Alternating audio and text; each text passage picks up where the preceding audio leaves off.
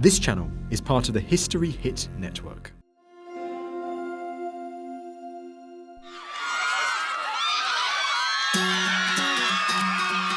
Canada, March 1998. For Prince William, a rock star's reception. For a shy royal teenager, an ordeal to be borne with dignity. I gave him flowers and he shook my hand.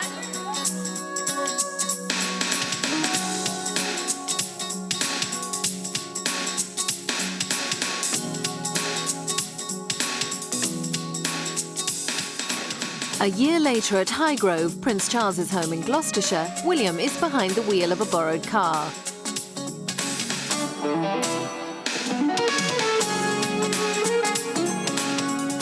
The next day, he passed his driving test. Never short of party invitations, William has a wide circle of friends and attractive companions. But worryingly, some older friends have admitted taking drugs. 20-year-old Lord Frederick Windsor, son of Prince and Princess Michael of Kent, has admitted to using cocaine. He appeared recently as a fashion model. Tom Parker Bowles, son of Prince Charles's mistress Camilla, is another close friend. It is embarrassing to have Tom Parker Bowles getting into problems. I mean, the royal family have had enough scrapes and scandals in the past 10 years. They don't need any more. And certainly William, who to date's been untarnished, doesn't need to be involved with people who are going to hit the headlines in the worst way. Many of William's set are young, still at school and share his interests, unlike another group of older friends who have embarrassed the young prince. One is Tara Palmer-Tompkinson, a 27-year-old socialite who has admitted a drugs problem. Bad publicity has linked her to William. There was a story that they were all out together in a club and Tara playfully dived on William's zipper on his trousers. I don't think she really intended to do anything at all, but she was just teasing William. However, when it's printed in the press, it doesn't look very good. It's a great pity that Diana's not still around to keep an eye on her boys, because I think she'd be appalled at what's been going on.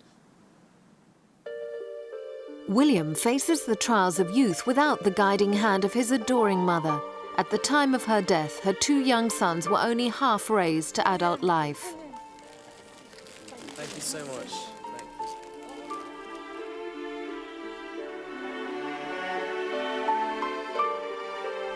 At her funeral, they coped with the trauma of her death and the outpouring of public grief.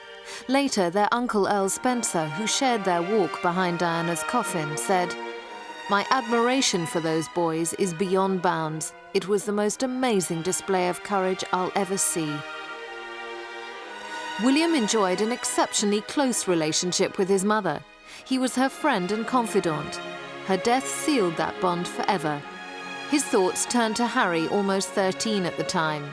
Claims that Diana and her lover Dodi Fayed were assassinated in a Paris car crash have added to her son's grief. Diana's death was an absolutely tragic accident. It was a basic case of drunken driving. And the Paris authorities and the Paris courts have now given their verdict on that.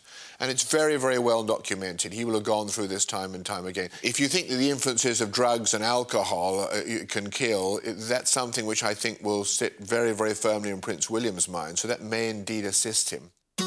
In August 1999, William set off for the annual family holiday. Teenage friends were invited as companions for William and Harry. Press reports claimed that William had also invited Camilla to join the royal party aboard the yacht Alexander. Loaned by Prince Charles's friend, the Greek billionaire John Lapsis, it is an ideal location for a royal family holiday, away from the prying eyes of the hungry press.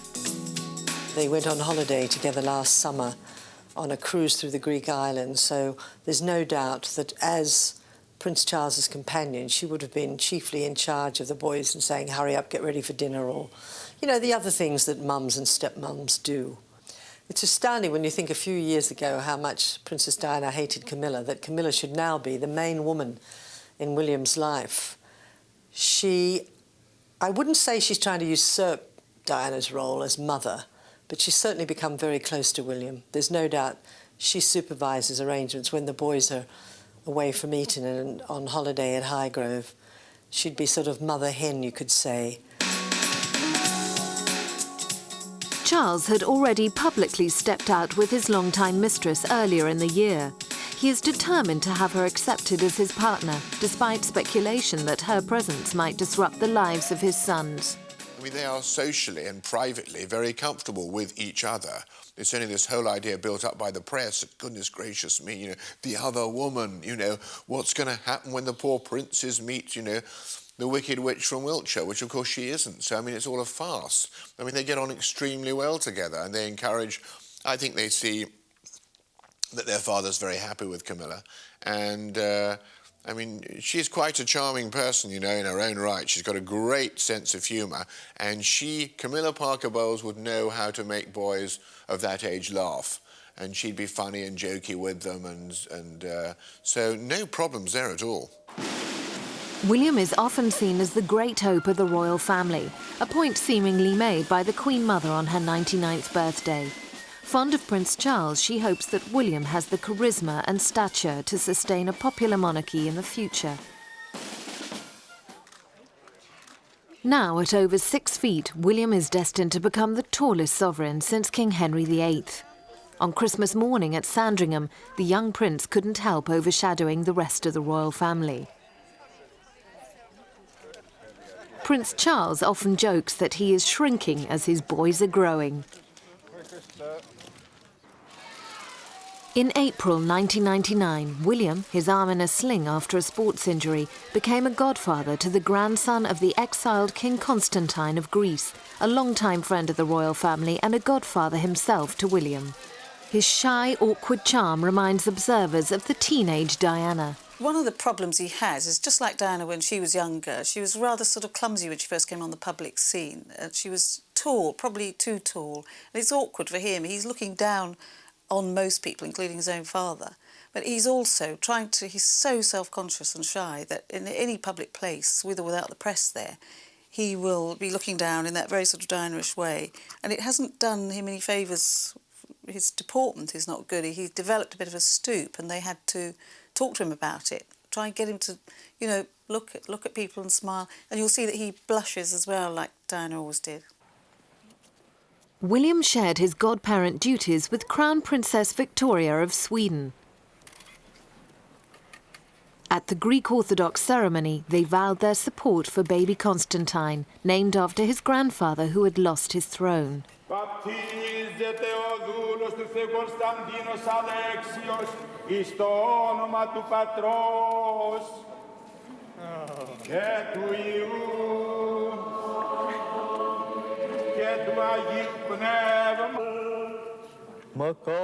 William was at ease amongst the other young royals. I was at the christening and I noticed that William seemed to come out of his shell that day and do far more than we expected. Having got used to the shy William, who hangs back and, because he's so tall, hangs his head all the time to avoid being photographed, we thought that we weren't going to get much in the way of good pictures that day, but William surprised us all. He turned up and posed with the baby.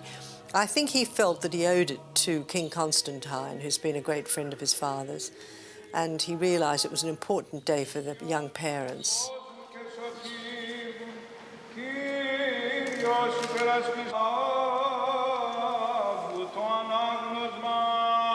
He's got that nice sort of self-effacing, very charming, easy manner about him. And he's slightly shy, which girls of a similar age like. I mean, I think that a lot of sort of teenage girls find boys of their own age rather aggressive. They're sort of into what I call the point-scoring thing, you know. And I don't think he's that at all. They like the shyness. They like the fact that, rather like his mother, he looks down sometimes when he talks to you, and he's not too boisterous. 6 months after Diana's death, Charles persuaded William to join him and Harry for a brief official visit to Canada, followed by a private skiing trip. As they were presented with souvenir outfits from the Canadian Olympic team, Charles took part in clowning around. Intended to be a relief from the period of mourning, the tour became an ordeal for William, who was mobbed by screaming teenage girls. William could not wait to get through the crowds of screaming girls outside the school, and once he got inside, he went, "Whew, you know, I'm glad that's over." I mean, it didn't help also that Harry teased him a lot about it. We could hear him saying, "Go on, William, wave at the girls and make them scream." And there was a kind of sick kind of atmosphere. A lot of the women in the crowd were not young, they were older women. And one of them said to me, "When I look at William, I want to embrace him because I feel I'm embracing Diana." And I thought that was dreadful. William must be allowed to be his own person, not a clone of his mother. And people who regard him as a kind of new generation Diana are rather sick. They're not allowing the boy a chance to be himself. And I think he wants to assert his individuality and be seen as someone in his own right, not just a new Diana. In September 1995, William began the last stage of his school life at Eton College near Windsor. Charles and Diana were agreed on the choice of Eton. Charles had been miserable at Gordonston in Scotland, and they wanted William to have a more enjoyable schooling. At 13, William was already getting into the swing of things. When he arrived at Eton, he had most enormous sort of photographs of Pamela Anderson with very little on and other nudes on his walls. And I think his tutor said to him, you know, "Do you think maybe we could tone this down a bit?" You know, so that was very interesting. So he was obviously into girls at a very early age. The new boy found he liked the Eton regime, even wearing the traditional uniform of long tailcoat and striped trousers. He made friends with boys from a wide variety of backgrounds and progressed rapidly in his studies. Inevitably, the press thought up stories about his school days. We all find it quite amusing reading the tabloids at breakfast, as it gives you a chance to see what is supposed to have gone on, all of which we tend to know nothing about. Often I imagine it's made up the night before when there is a shortage of actual news. I'm always amused to read that Prince William is very lucky to have his own room and everyone else stays in dormitories. Well, my experience was I was given my own room right from the start. Founded in 1440 by King Henry VI, Eton is the most famous English public school. All the men in Diana's family had been educated there, so she was keen for William to follow in her family's tradition. Although Diana's own academic achievements were poor, she was keen for her sons to receive the best schooling. William, as the future king, needed a formal education with strong competition. I would suspect he probably is very much on a level with his father at the same age. You see, Diana, for all her other many talents, was not blessed with a great deal of intelligence. I think she got 2 GCSEs, one of which was in domestic science, which is cooking. So no great shakes on the female side. But I mean, the Prince of Wales was always a sensible, intelligent fellow, rather than being sort of hyper-intelligent. With the arrival of Prince William, the school had to increase its security for its most famous pupil. Accommodation had to be provided for William's personal bodyguard. The school and staff supported William through his parents' divorce and his mother's tragic death. The pastoral care at Eton is provided through the house system. William is cared for by his housemaster, Dr. Gailey, but the headmaster also takes an interest in his studies. The parents are invited to talk to the headmaster after any chapel service at the weekends. So there is plenty of scope for the parents to talk to their headmaster. Many parents get to know throughout their child's career their housemasters very well and will often ring up, chat to the housemaster, or perhaps come to supper with the housemaster. So they're able to get a very good insight into the child's education and how the child is fitting in. There are certainly no cases I know of where the child being dumped at Eton and left to get on with it. The choice of Eton attracted charges of elitism. Critics felt that William was being educated in an old-fashioned class-based system, remarkable for its strange outfits and traditions. But Eton's customs, like the 4th of June, are stoutly defended by its boys. The 4th of June is the Eton picnic, as it's often called. This is a chance for the parents to come along and see a bit of Eton. There is a cricket match going on, there is the procession of boats where the boys row down the river and wave their hats into the river. to allow the flowers to float past in a wonderful procession. William is a keen sportsman. He enjoys Eton's many activities such as soccer, rugby, tennis, water polo and rowing. He has done well academically, gaining 12 GCSEs. In September 1998, William began his A-level courses in English, Geography and History of Art. He is considering a gap year before going to university. There's talk, isn't there, that he will go to Australia and to Argentina. I can certainly see him going to Australia without a shadow of a doubt. I mean, his father did that, and you see, Prince William is a great swimmer, like his mother. He's a hell of a good swimmer. So all that sort of surfing and, you know, Bondi Beach stuff, that will be right up his street.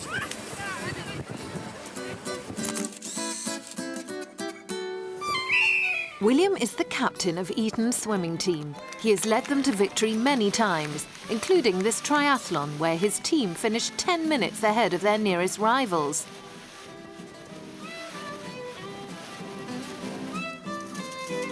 Like many young boys from Eton, William has easy access at weekends to the busy social scene in London, where the drug culture dominates. Some people believe that children educated at boarding school, away from their parents, are more vulnerable to temptation. I'm not at all in favour of boarding schools because that separates children from a very early age from a nurturing environment. Many of them it's not appropriate for, some of them it is, and they then find themselves in a population where everybody feels much more or less the same sort of sense of loss. And if all of them get a reasonable amount of pocket money, as most of them would do at a private school like Eton, then they have ready access to buy the drugs that would somehow make it up to them for the cut-off from the mother's love. Within weeks of William's confirmation service in 1997, Diana was tragically killed. Like Harry, he will have to cope with that loss for the rest of his life. There is one area which is very, very worrying, really, for the young princes, and that is bereavement. To lose a parent, either by the death or divorce, but of course particularly by death, in the teenage years, predisposes you to using drugs. It is something which comes up again and again in the studies of drug addiction, that the loss of a parent is an indicator for dependency on drugs, because it does hit young people at a very, very vulnerable age. The royal family has a disturbing history of alcohol abuse and drug addiction. Prince Charles must warn William of the dangers. There have been more than one member of the family who's been addicted to drugs. I mean, there's the Duke of Kent, for example, King George VI's younger brother, who was well known to be addicted to cocaine. There is a history of addiction throughout both sides of the royal family, and therefore the genetic factor, the genetic loading is quite high, and he has to be aware of that, and he has to, I think, make Prince William aware of it and make him realise that it isn't something that he could do like other boys might, you know, just try a bit of marijuana or have a few more drinks at the weekend than he should. He has to be a little bit more careful than most people. There are a lot of courtiers around him saying you can't do this and you can't do that, and his life is more restricted than many young men of his age, and so therefore the temptation to kind of break out and to have a bit of rebellion and actually, you know, to be a bit wild sometimes, that must be natural too. He really has a very difficult path, I think, ahead of him. There's also concern for Lord Frederick Windsor, son of Prince and Princess Michael of Kent. Frederick, slightly older than his second cousins William and Harry, grew up next door at Kensington Palace. Once admired by the Queen for his exemplary manners and considered a role model for Prince William, Lord Frederick is the grandson of the late Duke of Kent, who was famed for his bohemian lifestyle. Lord Frederick, a gifted scholar at Eton, is now studying classics at Oxford University. He appeared recently on a magazine cover, making his modelling debut in the manner of a modern-day Van Dyke. His admitted drug-taking means William must be wary about family tendencies and the exhibitionist activities of some of his royal contemporaries. He therefore has to be particularly conscious of the need to deal with any possible genetic predisposition to addiction. He must be aware of that, he must be made aware of it, because not only does he have a genetic predisposition to addiction, but he also has an environmental one, because he is a needy child. He would have to be a needy child because he comes from a broken home. He has to be a needy child because his mother wasn't always available for him, and he has to be a needy child because he would feel somehow there are other people coming between him and his mother that prevented her from giving him the love that he was entitled to have while he was growing up. While Diana had a complicated romantic history after the breakdown of her marriage, the evidence suggests that she gave her children a great deal of attention, providing them with many opportunities for fun and adventure.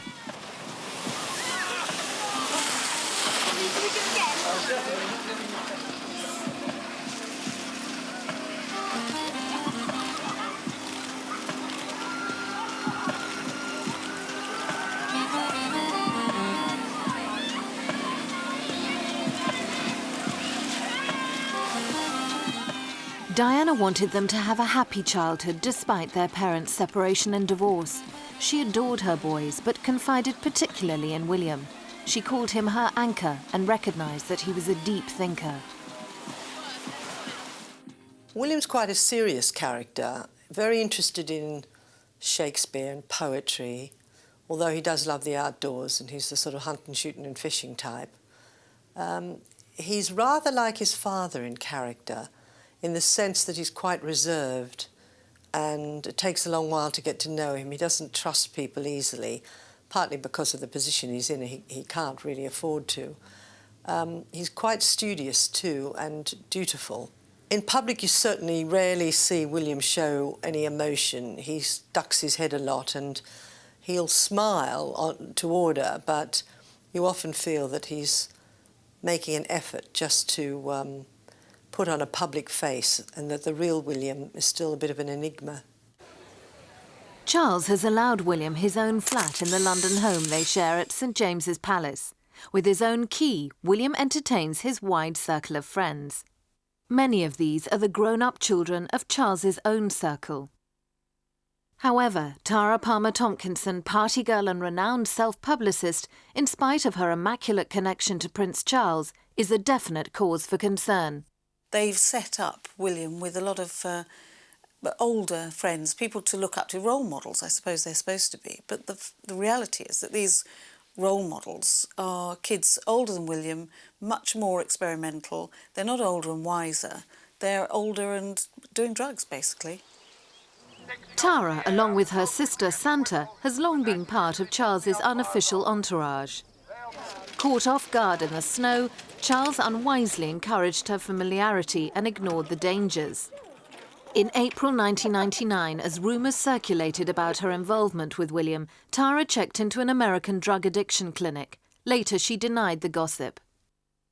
Can't imagine what any parent would have ever thought these people could do. It's totally exploitative. Why would he need a load of decadent, coke-snorting, ridiculous people who are just like Tara Palmer Tompkinson, who's just feeding off the connection with the royal family? It led, some say or claim, that to the banishment of Tara. She was sent off to a drug clinic in Arizona or Colorado, I think it was, and it was kind of like, clean up your act or you can't come near William ever again. Her parents, Charles and Patty Palmer Tompkinson, are among Prince Charles's closest friends. He helped rescue Patty when she was injured in the Cloisters avalanche in 1988. Santa, now married, behaved with dignity, but Tara exploited the royal connection. I suppose it must be impossible to get round the freeloading situation. When the royals were much more remote, there wasn't the opportunity. But now, this generation of kids born to wealthy parents who are close to Charles. They're all in sort of banking or modelling or whatever they are. And, you know, in this commercial world of ours, it's a fantastic opportunity for them to exploit their closeness to William.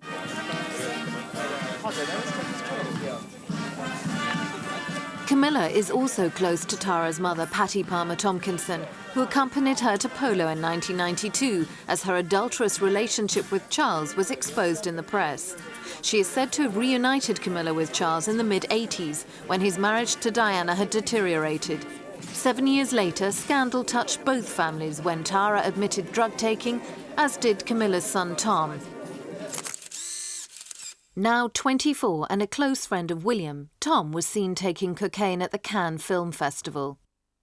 Poor old Tom Parker Bowles has been very, very, very foolish. You know, I mean, the answer is, it's in our day, it was like smoking. Do you know what I mean? I mean, the answer is that smoking after lights out. I mean, everybody did it, but you don't get caught. It seems these days that absolutely everybody, I mean, drugs are absolutely everywhere. It's a really huge drug culture. And poor old Tom Parker Bowles is not a bad bloke. I mean, he just got a bit careless and he got caught out. That view would not sit well with Diana. She was a very protective mother who tried to make her son streetwise over issues such as drug addiction. It's a great pity that Diana's not still around to keep an eye on her boys, because I think she'd be appalled at what's been going on, especially the sort of scandalous behaviour of some of the people on Camilla's side and Prince Charles's friends, notably Tara Palmer Tompkinson. It's certainly not right for him to model himself at all on people who have problems, and some of the people that we've looked at certainly have problems of addiction. It's up to him whether he looks at them as role models. They aren't his role models. He has other better role models to think about. He has his grandmother, who's a perfectly reasonable person, who's never been known to be addicted to anything other than perhaps horse racing. He's got his great-grandmother, who's a very lovable person. And I think he should be looking not only at them, but at his tutors at school, at the ordinary man in the street, at his friends, most of his friends, who behave perfectly normally. It's only very few of them, the ones that get into the newspapers, that he needs to, as it were, take a view about.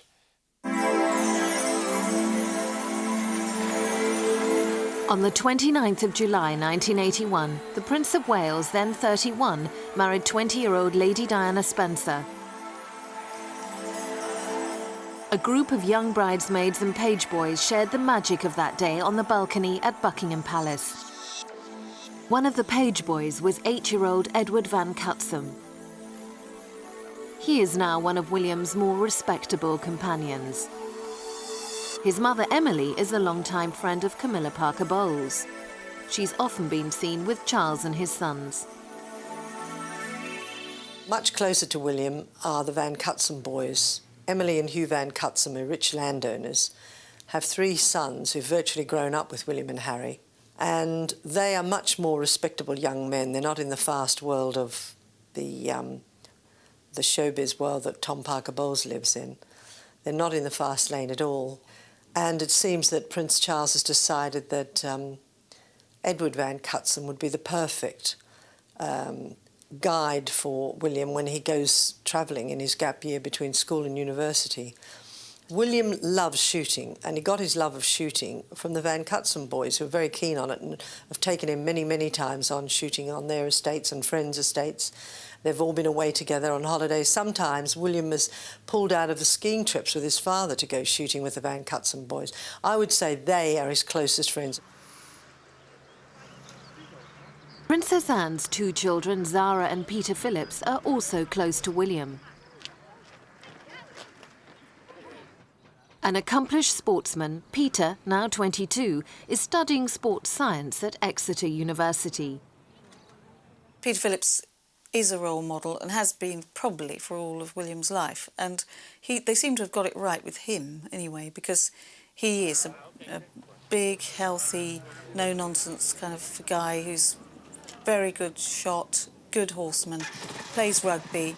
You know, he's rough and tough. He doesn't seem to have any airs and graces, and he's been pretty brilliant with William, and that seems to be a good choice and a natural choice. You would look up to your cousin. He's big and beefy, and he's got the blonde looks. It's all a very sort of close family thing. When he was much smaller, William absolutely hero-worshipped Peter Phillips. Peter taught him to play cricket, and they spent all their summer holidays together. Very often, when Princess Anne went back to work in the new year, Peter and Zara would stay on at Sandringham with William and Harry, and Diana would look after all four of them, help them build snowmen and, you know, just generally give them a good time. So they're very, very close. I'd say more like brothers than cousins. And it was noticeable when Diana died. And William made his first public appearance when he went out to look at all the bouquets and cards at Balmoral Castle. Peter Phillips was right there behind him, lending him moral support. The tragedy is that Diana is not here to see the mature way in which William and Harry have coped with their own emotional trauma. She would have been proud of her boys. At Diana's funeral, her brother Earl Spencer vowed to protect his nephews. Your boundless energy, which you could barely. My own and only explanation is that genuine goodness is threatening to those at the opposite end of the moral Well, spectrum. Charles Spencer made that amazing speech at Diana's funeral, promising to stay close to Diana's boys and give them the things that the royal family couldn't, which is a very controversial speech. They're not exactly madly close, but they do see each other and stay in touch. Sadly, William and Harry see little these days of their young cousins, Princess Eugenie and Beatrice, daughters of Sarah, Duchess of York, now effectively banned from royal circles since her divorce from the Duke of York. Sarah says that senior members of the royal family, such as Prince Charles, regard her as pointless. This has led to a distancing of the two families that were once very close. In the past, they shared holidays together, such as this ski trip in 1995 to Cloisters, Charles's favourite ski resort. When 4-year-old Eugenie fell into the deep snow, her 12-year-old cousin William was close at hand. This is one of the few occasions when he has readily taken part in a photo call. How are you enjoying your holidays together? Enjoying it, it's good. Good fun. You can turn this way slightly. Maybe this. Well, improving. It's very good. They're improving. Very good skids. Richard, sorry, could you ask round here? Sorry. Behind us. Rob, they're not looking at your side. Sorry. Do you think... Can we do something? This one, the two boys put the skis down. You think you just... Yes, it'll be good fun. Very good. Enjoy it. Can you look?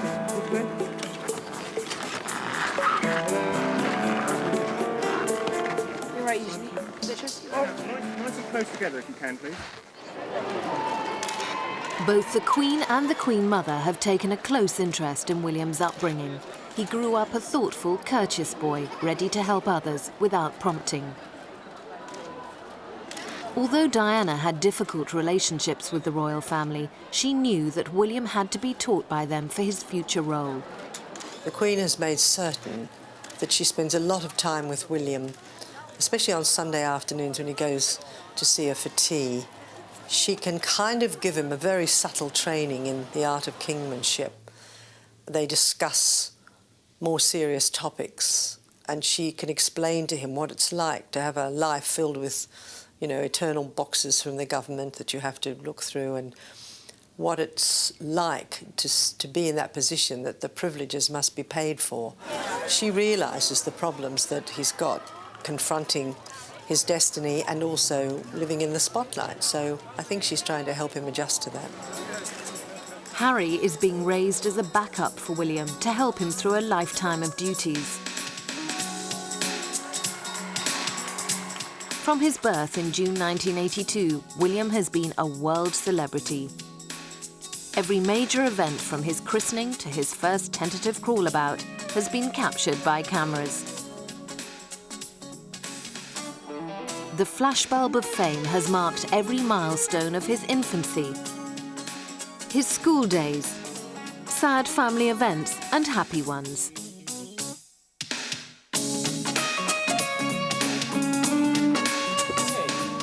Everywhere he looked, pressmen with their inquisitive long lenses were there.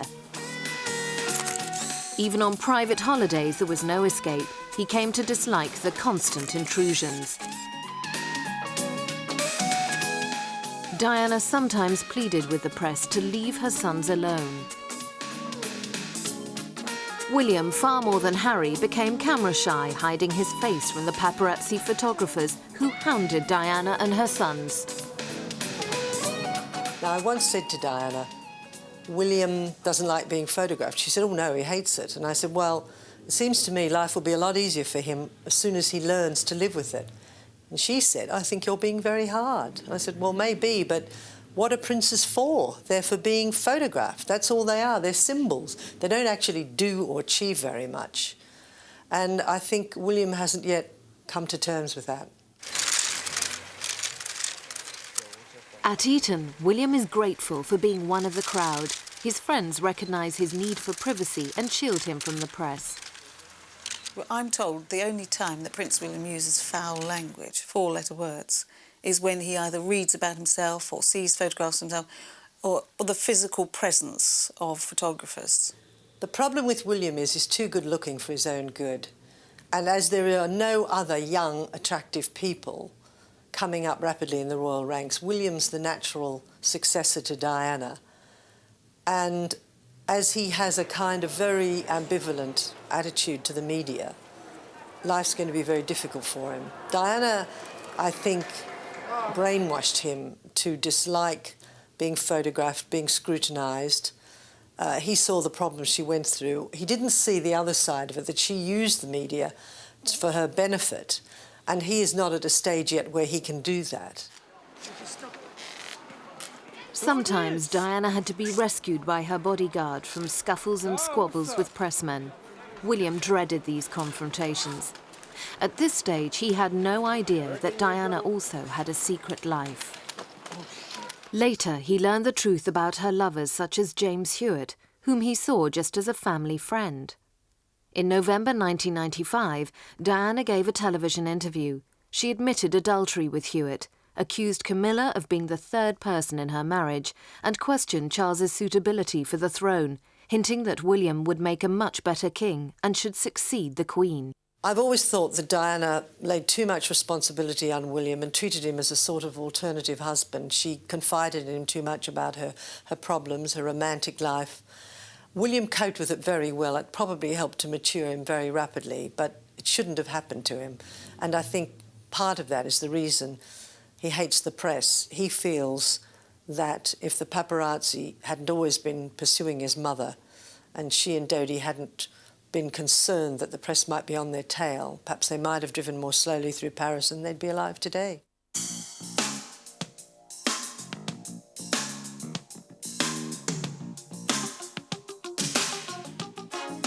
Whitewater rafting was one of the outdoor activities Diana's sons experienced in contrast to the more traditional forms of royal pastimes like hunting, shooting and fishing. At home, she took them go-karting, and on holiday in Colorado in 1995, she allowed them to ride quad bikes despite protestations from their father.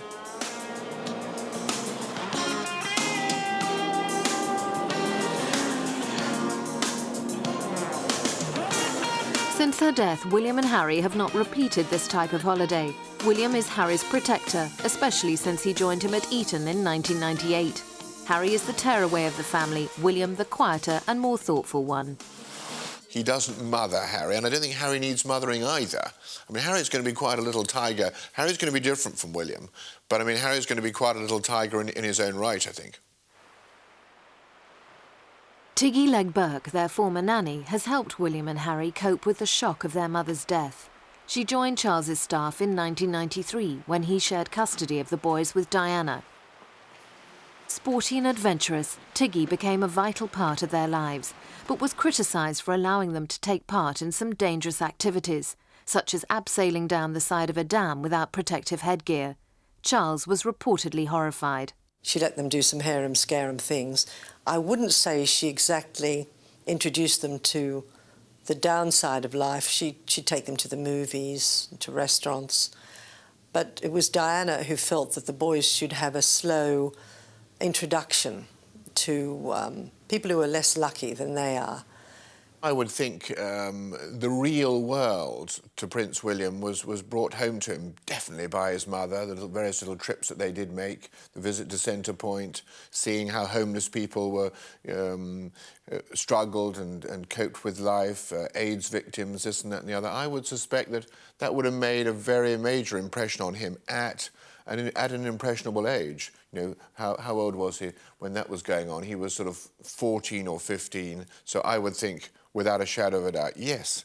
And probably what's making him into a nice rounded boy. I think the hardest thing for any member of the royal family is that they live in this sort of, in this glass house. They're sort of cocooned, and they don't really understand too much about not necessarily how the other half lives, but how, you know, how the other 98% of the world lives.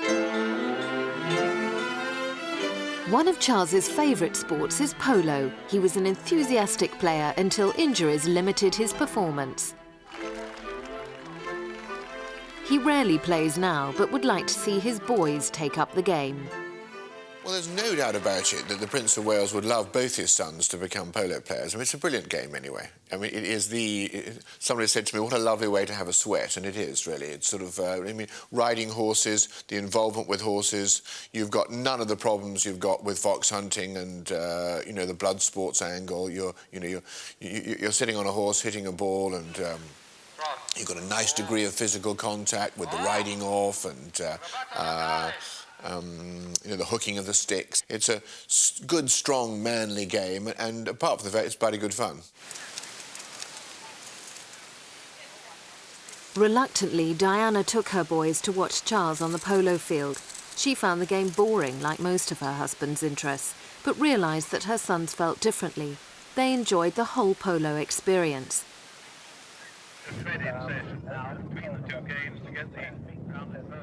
William has gone on to take lessons himself.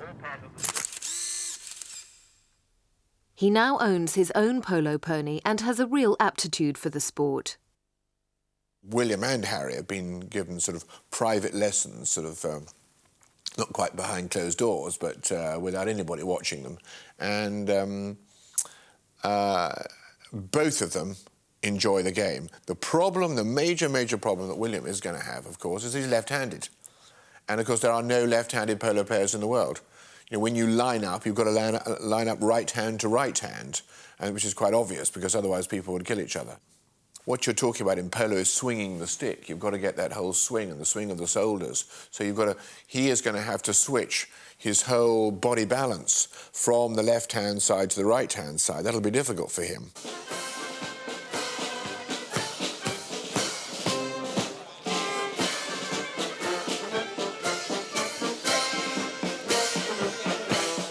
Princes are expected to have a military career. Charles was in the Navy, but William has shown an interest in the Army. He's doing very, very well in the combined cadet force at Eton. I understand that he won the Sash of Honour last year, which was for the most outstanding sort of young cadet, soldier cadet of his year at Eton. So that's a big thing. He's going to be a soldier prince. And there's this big talk, and I'm sure this is right, that he's going to go into the Welsh Guards. That will be obvious, because when his father becomes king, he will be the next Prince of Wales, so he'd have to go in the Welsh Guards. So that would make a lot of sense. Good regiment, nice regiment.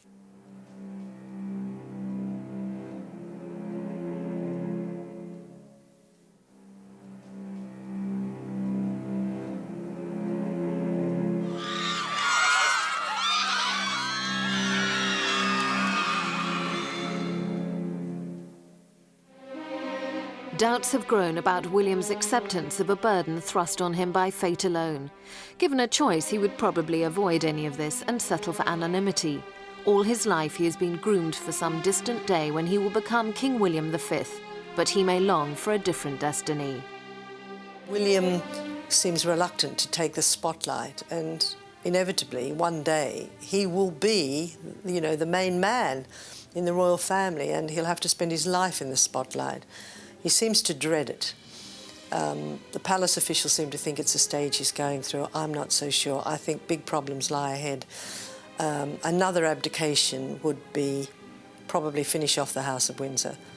I think it's really unfair to say to a young man of William's age, sorry, you can't be a rocket scientist or a drummer in a rock band, you've got to be a king. In this democratic age, no other young man is forced to go into his father's firm. William has no choice, and it's a very daunting prospect. He's got to be king, and that very idea that he hasn't any choice is probably very bitter to a boy of his age. William's position as heir in line to the throne is so special that, unlike Harry, he is not allowed to travel by plane with his father. In the summer of 1999, accompanied by friends, they flew out separately for their cruise around the Greek islands. A selection of attractive, well-bred, aristocratic young women provided company for William. Amelia Darlinger, daughter of a rich Dorset landowner, was among them, as was Davina Duckworth-Chadd, also known as the Deb on the web after she appeared on the internet. The process of finding him a sort of life partner is all going on. I don't know if he's aware of just how much this subject's thought through and talked over, and there's a determination that, you know, that whole establishment thing that they always used to do, trying to introduce royalty to royalty, so bring in a few European princesses. I mean, they've abandoned that, but they also don't want another Diana or Fergie on the scene. I'm sure he will enjoy a close relationship with a woman, but what sort of woman are we talking about? Is he going to choose a woman like his mother, a woman who isn't going to be there for him all the time?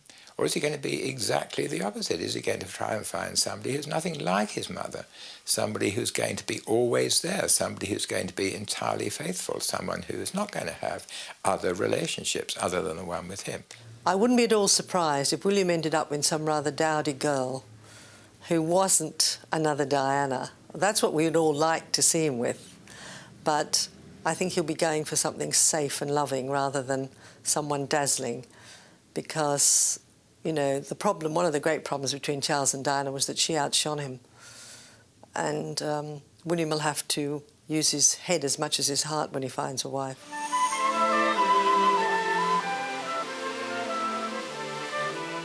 William's association with unsuitable companions and his recent attraction to London nightclubs worries the royal family.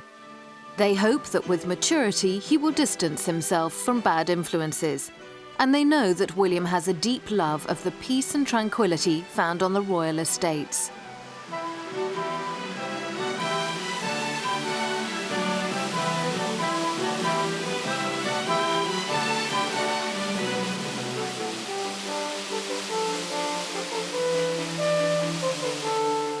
William's happiest really in the countryside. He adores Scotland, he adores Balmoral, and although he's not a loner, I suppose when your life's crowded like his, you probably do relish moments alone, and he's got a hell of a lot to think about, more than most human beings. William's relationship with his father is all important. He knows that he and Harry and Charles must all support each other in the years ahead. I think he's now getting on with things and realising that his father's never been happier. And although, you know, he misses his mother, there's nothing he can do about it, and he's just got to ensure now that he does what he can to help his father. He's got all his mother's charm, he's got his mother's, you know, apparent good looks, and the world is his oyster right now. When Prince William passed out from Sandhurst Military Academy as 2nd Lieutenant Wales, his future seemed assured. Looking on was the woman dubbed William's Princess, Kate Middleton. A regular fixture at polo matches and London's nightclubs, Kate appeared a permanent fixture in William's life. Mature, dignified, and most of all discreet, she was hailed as the perfect girl for the world's most eligible bachelor. But it wasn't to be. Amid speculation they would wed, in April 2007 came shocking news. William and Kate had split. The news was an abrupt end to a 4-year romance, one which had enchanted the world. In a rare moment of indiscretion, Kate pointed the finger of blame at an unlikely source. In an eerie reminder of the ultimatum laid down by Prince Philip to his son before he wed Diana, Prince Charles had reportedly told William, "Marry Kate or let her go." Relationship problems weren't only confined to William. The hard-drinking, high-living Prince Harry is a headline writer's dream. Training with his regiment in Canada, Harry drunkenly chatted up barmaids during a late-night visit to the Cowboys bar. It was just the latest indiscretion from a prince who'd previously visited a strip club and been linked to a string of women, despite being in a long-distance relationship with Chelsea Davy.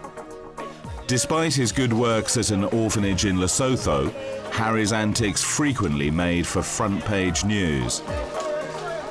Banned from serving in Iraq, but not yet a fully fledged working royal, Harry gives the impression of a prince whose life is without direction. His bad behaviour threatened to overshadow commemorations marking the 10th anniversary of a woman he loved more than any other, Diana. In a rare interview, the princess's son spoke of their love for their mother. Harry remembered Diana as a happy, fun, bubbly person who cared for so many people. She's very much missed by not only us, but by a lot of people. Upset by the negative reporting of her life, William recalled the amazing Diana, saying, "We were so lucky to have her as our mother, and there's not a day that goes past when we don't think about her and miss her influence, because she was a massive example to both of us." Unfortunately, William and Harry are faced with the kind of media scrutiny which destroyed their mother's life. Although aides denied he was drunk, Harry came under further criticism when it was alleged he attacked photographers outside a nightclub in 2007. It wasn't the first time. After a night out on the town for Harry, built-up pressure exploded in an angry scuffle with photographers. Something obviously happened to trigger him, because the fact was Harry left, got into the car, and something happened that made him get back out and react. For the newspapers, it was a good story. I really feel it wasn't very royal behaviour, but you can completely understand why Harry did it. He was just pushed too far. Friends like society girl Tara Palmer Tompkinson have had their drug habits revealed by the media. Tom Parker Bowles, son of Camilla, also took drugs. Ever since the newspapers broke the story about his cocaine habits, there has been, I think, a deliberate effort to ostracise Tom Parker Bowles on the Prince's behalf, which must have been a very difficult decision for Charles to make, because, of course, Tom is one of Charles's godsons. The two young princes really looked up to Tom Parker Bowles, who'd had his own problems with drugs, and they loved Tara Palmer Tompkinson. I don't think they had a bad influence on them, because I think it wasn't just them. I think it's, unfortunately, very much within society today at all levels. William and Harry have never forgiven the more aggressive and intrusive paparazzi for harassing their mother. And of course, after her death, you can imagine that they really think that they're a load of scumbags. The British press agreed to let Prince William complete his schooling in peace. Afterwards, he thanked them at Highgrove, his father's home. I was a bit anxious about how everything was going to turn out, but thanks to everyone, it really has been brilliant. You've all left me alone at the beginning. The whole of Eton made a real big difference with everyone not trying to sort of snap a picture every time I was walking around the streets, and I hope it just continues for Harry as well while he's there.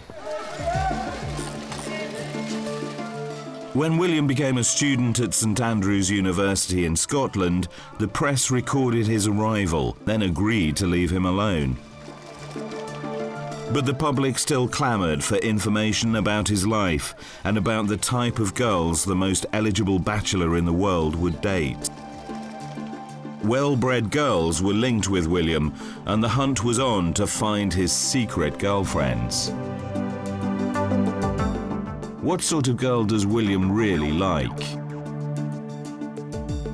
He is into quite independent, quite feisty women. That's what he likes. So it wouldn't surprise me if he did go for that sort of woman. But university life was not quite what he expected. He had to be persuaded to stay on. I think it took William a long time to settle down in St Andrews, and he didn't want to join all the clubs and do a lot of the things that went on because he didn't want to let people down at the last minute. William's History of Art course proved less rewarding than he had expected, and he switched to geography after his first unsettled year. The change was an indication that William was exerting his authority.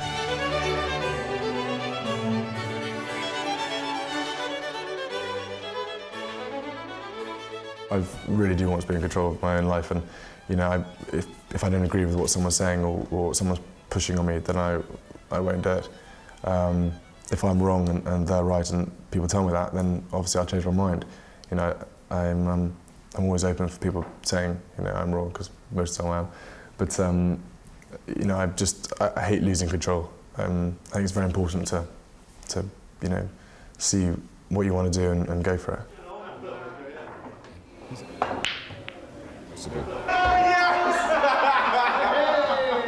That's how you do it. That's how you do it.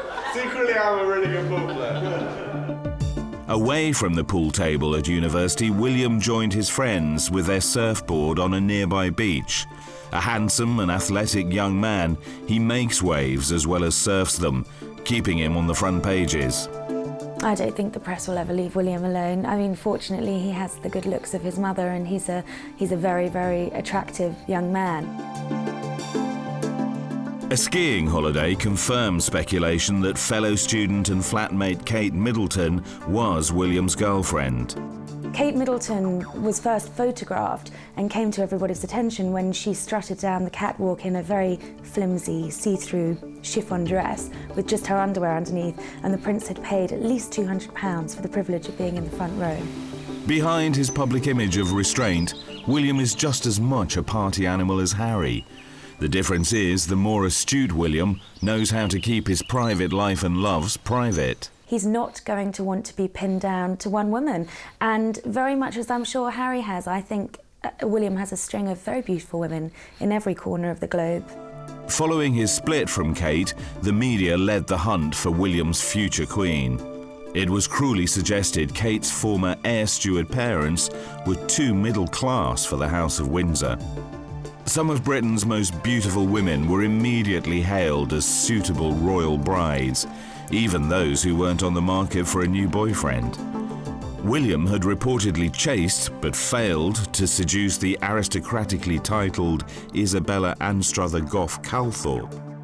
Holly Branson, the daughter of Virgin tycoon Sir Richard, also entered the headlines as a suitable bride. Even chart-topping singer Joss Stone was linked to William after they struck up a telephone friendship.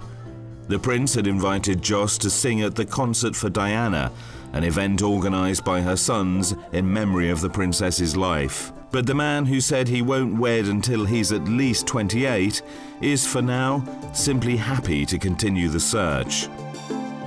A second lieutenant in the Blues and Royals of the Household Cavalry, William splits his life between army training bases and his father's homes of Highgrove and Clarence House. But it's in the countryside that William is at his happiest. He still likes to run for the hills, literally, because he can run to his own little house on the Balmoral estate whenever he wants to.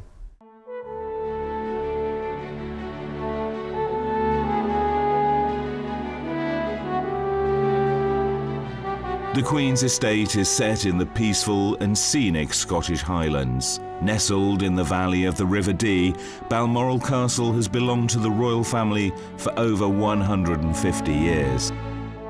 The Queen bought a small house on the Balmoral estate for William, the purpose of which was for it to be a bolt hole for him so that he could escape when he was at St Andrews. It's not a massive place, but it's very tucked away, it's very private, and William likes nothing more than to take a group of friends to the house and indulge in a weekend of shooting.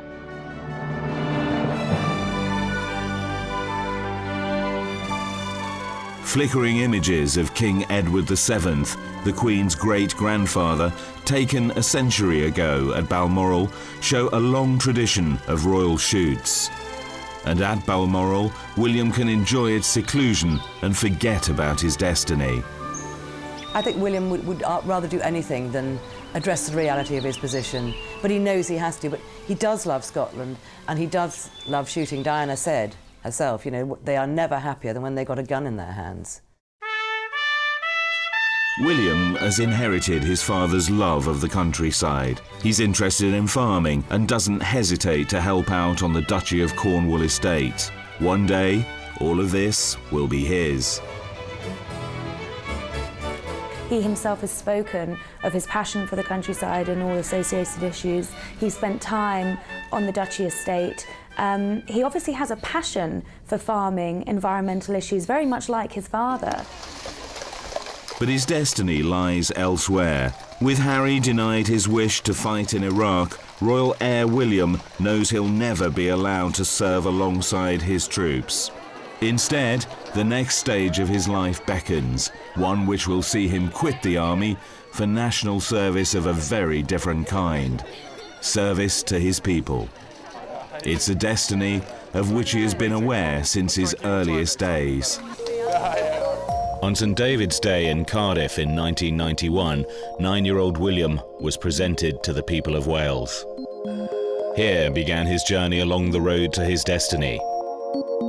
Both his parents were there to guide the uncertain child. The man who worked with the princess for 8 years was Diana's private secretary, Patrick Jeffson. Her closest advisor, he saw how skillfully she groomed William for kingship as she introduced the young prince to the Welsh people. It was, of course, most memorable because it was Prince William's first real public engagement, I think, certainly his first public walkabout. And the pictures show what a great success he made of it. And I'd add that one of the reasons he made such a success of it was that his mother is an Olympic-class coach at the art of the walkabout, and she coached him through it every step of the way. And I've got to say, he did her proud.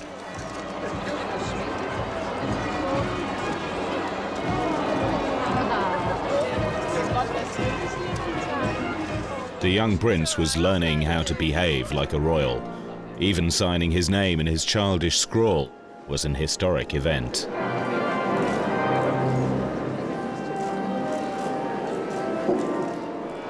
Prince Harry soon joined his more accomplished brother on royal walkabouts.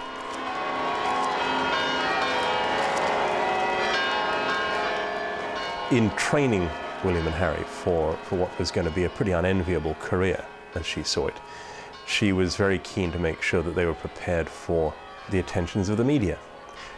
She was quite sophisticated enough to realize that the royal family without media interest is useless, that the royal family depends on media interest, preferably friendly and constructive media interest. And to get the friendly and constructive, it has to learn to endure the less friendly. The press were going to be a permanent part of their lives, for better or worse, and it might as well be for better.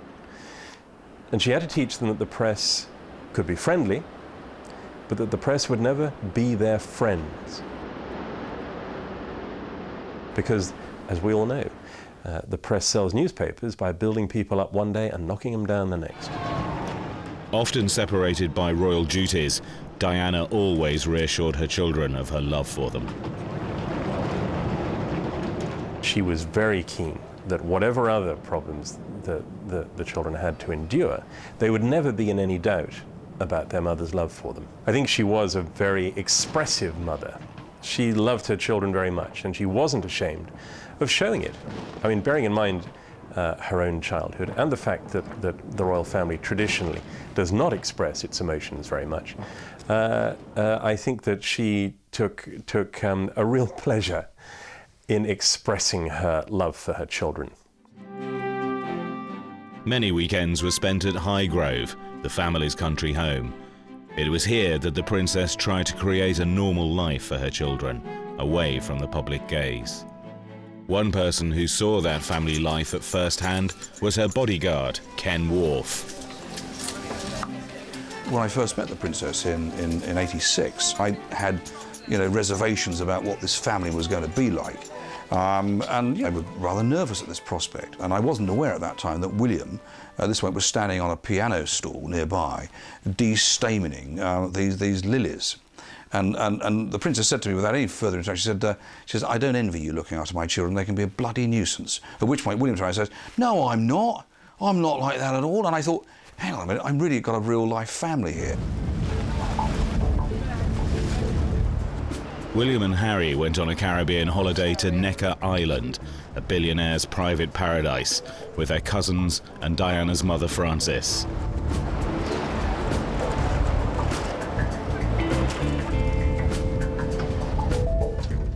Ensuring their privacy and security was the job of Ken Wharf, suitably dressed for the occasion. Within 2 or 3 days of our arrival at Necker, there were 80, 90 members of the world's media ascended on Byrus Creek.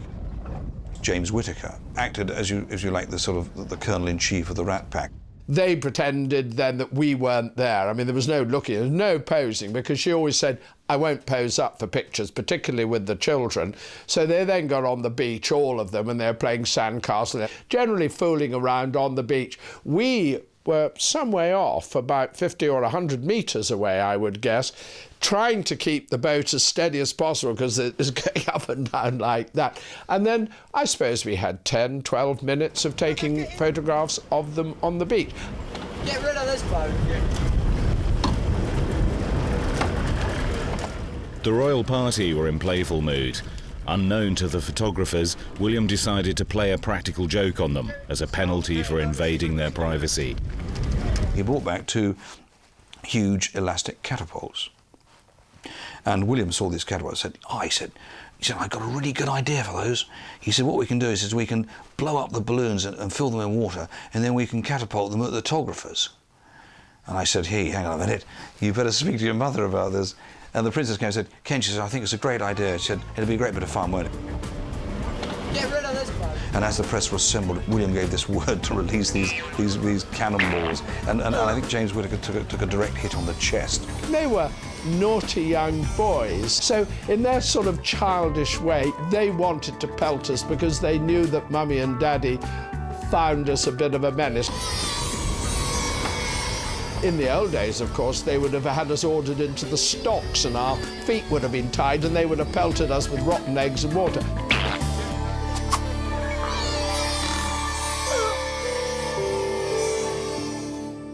Lech, Austria, and the massed, noisy ranks of the foreign press were waiting for the Princess and her children. Tom, would you do me a favour? Myro, move back a bit. Come on, Myro. Don't stop me.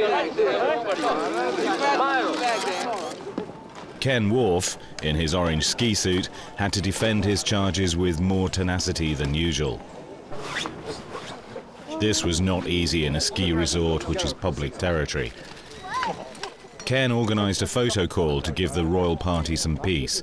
Acting as unofficial press secretary, he satisfied the British media with this arrangement.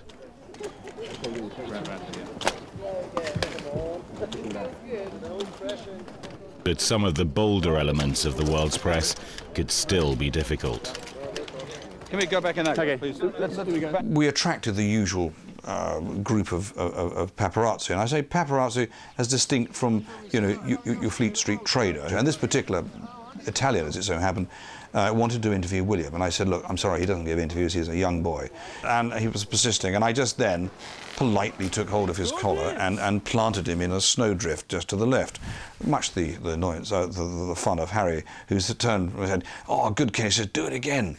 And there was this wonderful moment. He didn't punch him or anything, but the next thing, he ended up on his bum on the floor in the ice. He had decked him. Then this guy got up and ran towards me. My colleague said, watch your back, as this guy tried to lay a punch on me. Well, of course, I naturally defended myself, and the great shot was me defending, or shall I say, fighting with this paparazzi, which was wrong with hindsight. Then Ken just gave the word, right, back. They turned round and they went back into their hotel, the Arlberg. Later, a photo call was arranged to give the press greater access to William and Harry and their young cousins, Princess Beatrice and Eugenie, daughters of the Duke and Duchess of York. It was William's first press conference. And Harry, in as well, nice and tight together? That's it. Good look here, please. Morning, Thank you very morning, much. William. How are you enjoying your holidays together? Quite nice. Enjoying it? It's good. Fun. Good fun. Improving these two, very good. They're improving. Very good skiers. Richard, sorry, could you ask round here? Sorry. Can I ask a question behind us? Rob, we Sorry. very much. William, do you hope to have a ski together at some stage? Yes, it'll be good fun. It'll be very good. Enjoy it. One more minute and we'll call it off. Thank you. Can you look this way? Hello. You're right, usually. Beatrice, you're right. Hello. Do you think can we do something? Just one of the two boys put the skis down. You think you just bend down? Right. Could you look at this camera, please? Just at this one. I've got a. Yeah, in the middle. Thank you very much. Here, can you just enjoy?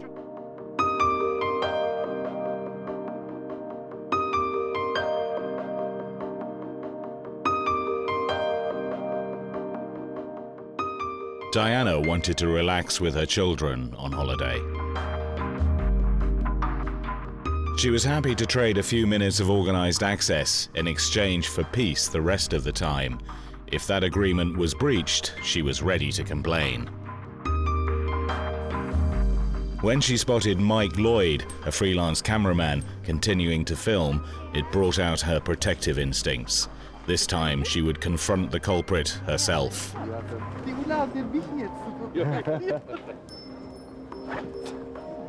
A princess on the warpath was an awesome sight.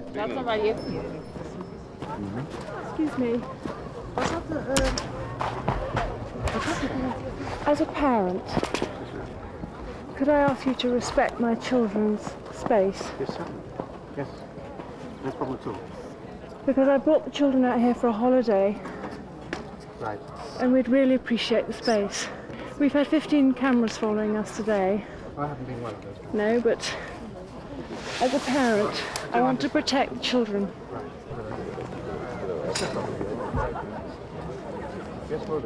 Even when I used to say, look, guys, time's up, let's call it a day, there'd always be the odd one or two that would linger for that different shot, because up until that point, they've all got the same picture. But I think Diana, at this particular point, had seen Mike Lloyd's camera rolling and thought, well, look, the only best way to stop this is just to put my hand in front of the camera, which seems to be something that's done now with other media celebrities. I think it's a bog standard way of saying, I've had enough. As a child, Prince Harry seemed oblivious to the cameras. William frequently turned away. Inwardly, they both hated the attention. They saw what photographers did to their mother. I mean, it's when you see a picture of Diana walking down the street, you think she's all alone, but in fact she's got 30 photographers running backwards in front of her to get the picture. The boys witnessed that, and they knew it made her unhappy. There were other times when Diana herself might have tipped off the media. This was to convey the message that Charles was absent from happy family outings, such as their visit to Thorpe Park. Oh, God! He's actually won! Whenever we went anywhere with the children, it was a foregone conclusion that the media would turn up. But the princess, by now, of course, was getting rather used to all this. These were happy pictures of her enjoying fun with her children. And in Diana's case here, I don't think even she would complain about the quality of pictures.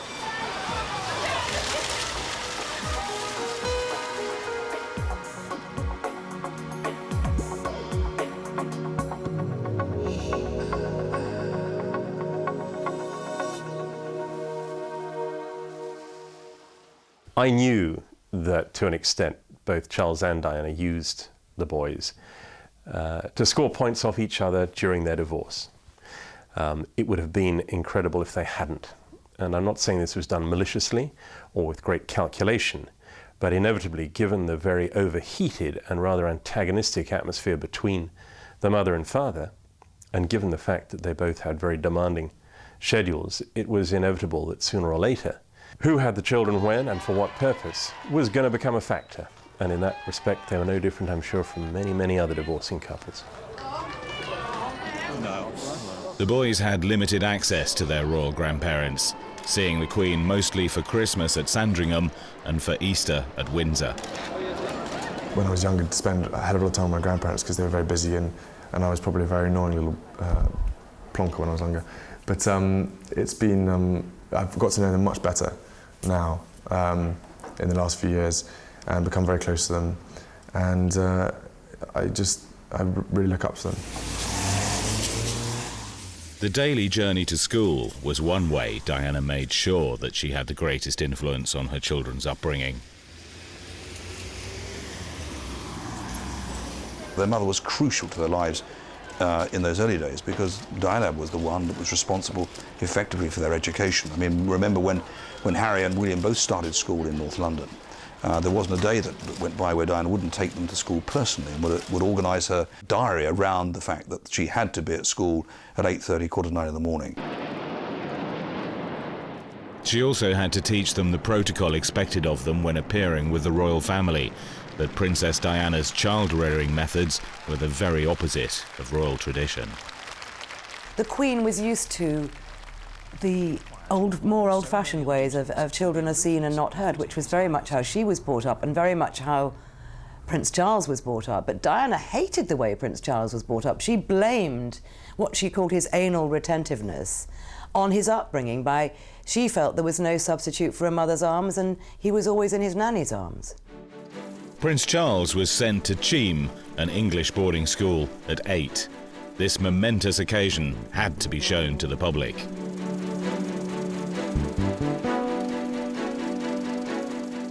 At 13, he went to Gordonston in Scotland, where he felt isolated and unhappy.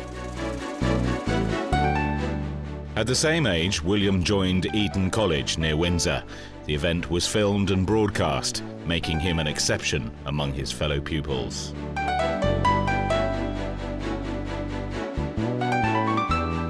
But setting him apart in this way had its drawbacks. Not all his schoolmates were impressed. When William started at Eton, he was teased, he was probably bullied a bit, and it was just a very difficult period for him. And it's not an intimate little school. There are over 1,200 pupils there, and they are not all going to be nice to William because he's a prince of the realm. They don't care. They're all quite grand there. William showed skill at drawing. He became interested in art and studied it through to university. Rowing was among the many sports in which he participated. Like his mother, he was an excellent swimmer and became captain of the swimming team.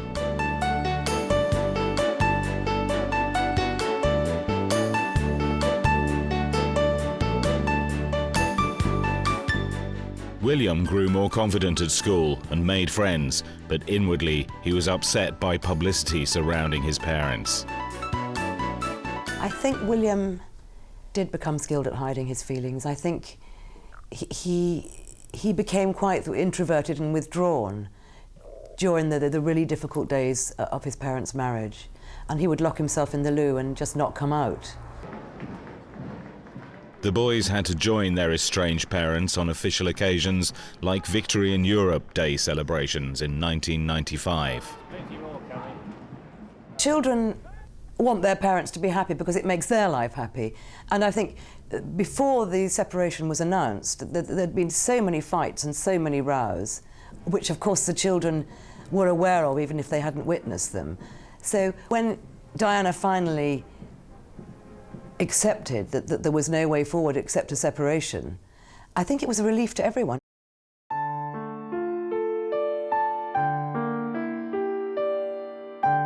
The death of Diana in 1997, following a car crash in Paris, caused mourning on an unprecedented scale. Harry, still 12, needed his father's support while looking at tributes left at the gates of Balmoral. William, 15, sought the Queen's comfort. Few grieving children have ever been exposed to such intrusion, but as royal heirs, they had been groomed by Diana for every kind of public duty. She took very seriously the fact that her children were born to one day hold, the top offices of state.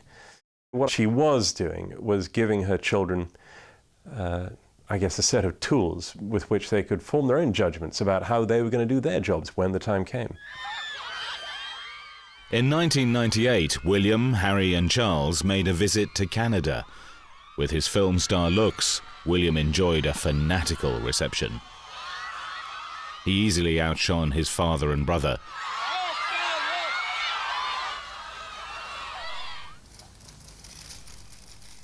Two years later, the grown-up prince, now 18 and taller than his father, faced the press at Highgrove to announce his gap year plans. I wanted to do something constructive in my gap year rather than, I could do quite a lot of work, but I thought this was a bit more of a way of trying to help people out and meet a whole range of other different people from different countries, and at the same time helping people in remote areas of Chile.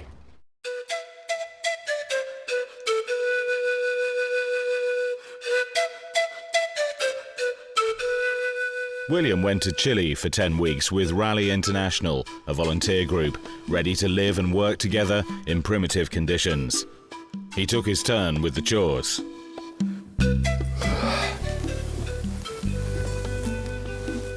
You just be aware what time it is. Got up at 6:15. It's far too early. Now I'm gonna feed it to my father until he's sick, so he can see what we went through. I'm so embarrassed about it. I don't know what I'm gonna do. I might shoot myself this afternoon, right? Try it first, then come back and want some more. I doubt you will.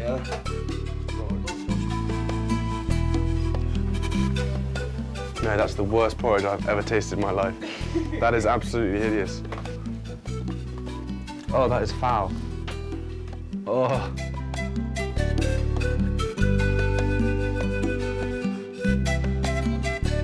We're living in an old nursery.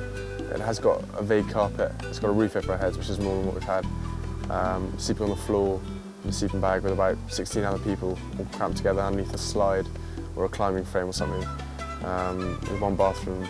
It's like, it's all you need, really. You don't have any secrets in Rally. You share everything with everyone.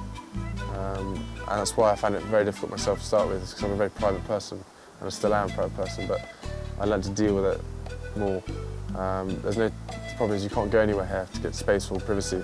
There's always someone around you, you have to be with people, and it's very difficult to get away for your own time. So that's one thing I had to learn to deal with. Marie was William's team leader, and he followed her orders, taking his turn on the cleaning rota.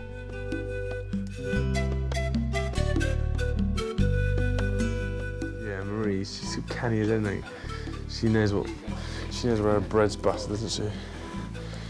That's all right, well, you go and do the dishes. No, Marie, don't worry about it, I'll do it then.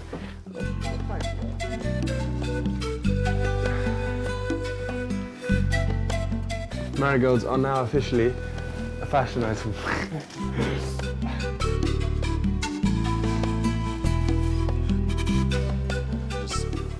I think I get along with these guys so well as well. They will come out here to join rallies to gain their experience and to gain a bit of knowledge about other parts of the world.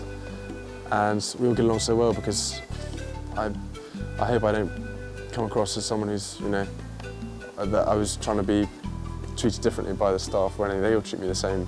The locals treat me the same. And I love having no restrictions, William helped out in a local nursery, displaying the same easy rapport with children as his mother had.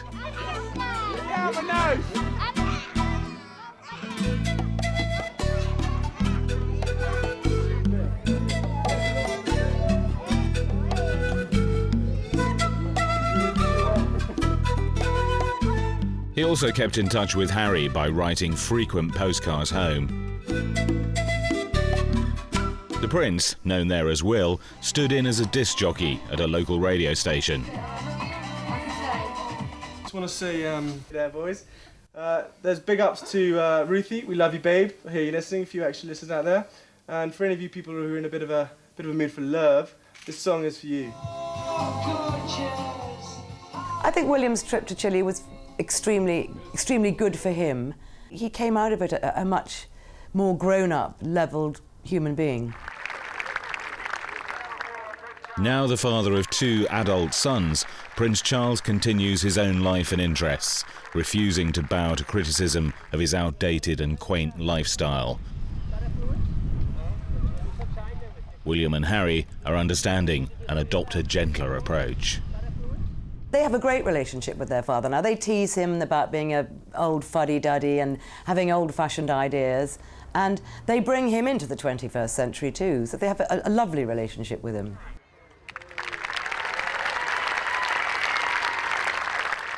Reports of Harry's drink and drugs problems and his rowdy behaviour have caused problems for Charles, a single parent. The minute Diana died, he took control, and people criticise Charles now for saying he's not doing enough. How can he let Harry fall out of nightclubs at 3 o'clock in the morning? But you can't control a 20-year-old boy. He's a man. Harry is a problem. But with greater maturity, William has grown to appreciate his father's charitable work. William is protective of Charles and defends him against attacks. He's had a difficult time, and it's just sad. I said this last time, I'm sure I'll use the same words, but I just wish more of his charitable work was concentrated on, because he does do a hell of a lot of work, and the Prince's Trust is just an amazing organisation. And I really hold him in great admiration about the amount of time he gives up to do work here and there. Despite their different personalities, William and Harry are close. There's very little age gap between us, so we're both pretty similar in that sense. And we get along really well, Harry and I, and my father. We're a very close family. There are disagreements, obviously, as all families do, and when they are, they're big disagreements. But when there's happy times, we have really good time. It's just it's difficult getting all 3 of us in the same house at one point, because obviously father's really busy, Harry's travelling or wherever, and I'm up here. On the polo field, there's companionship between the brothers, but there's also rivalry.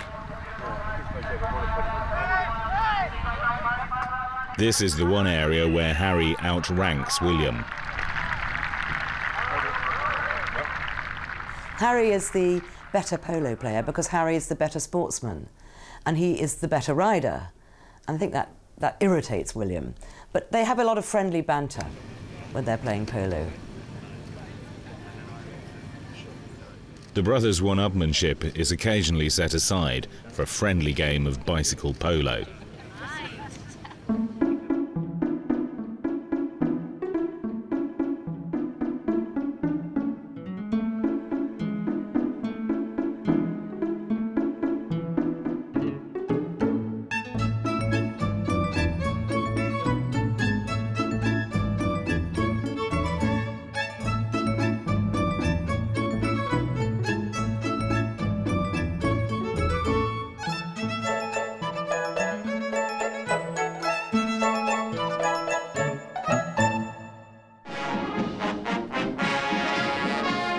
As children, William and Harry were limited to official appearances at ceremonial events, such as the annual Trooping of the Colour and the Queen's birthday.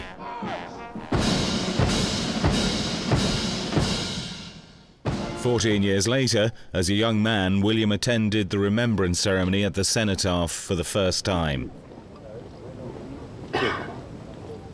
It was an opportunity to witness the Queen's dedication to duty and the respect in which she is held. She's a real role model. She's just very helpful in any sort of difficulties or problems I might be having. Even when William was at Eton, he would go and have tea with his granny, and at St Andrews, with him having this small house on the Balmoral estate, there are times obviously when the Queen is up there, and during those times he does make the effort to go and see her. Sometime this century, this student prince is destined to become king. He will inherit an ancient throne and be called King William V. The monarchy doesn't have any real power. It's a constitutional monarchy, but I think William would make a wonderful, young, vibrant figurehead for us to look up to. What will William do next? I have reservations about everything, and the serious side of that doesn't really need to worry me too much yet. At St Andrews, William took advice from his tutor, but he's an independent thinker too. The thing is with me is I look on the brighter side of everything. There's no point being pessimistic or being worried about too many things because, frankly, life's too short. The last thing I want is lots of, people telling me what I want to hear. I'd much rather hear what the reality of it is. Being an usher at a friend's wedding reminded William that he's duty-bound to marry. Greeting his grandparents at the society wedding of Lady Tamara Grosvenor reminded us that his bride would be a future queen.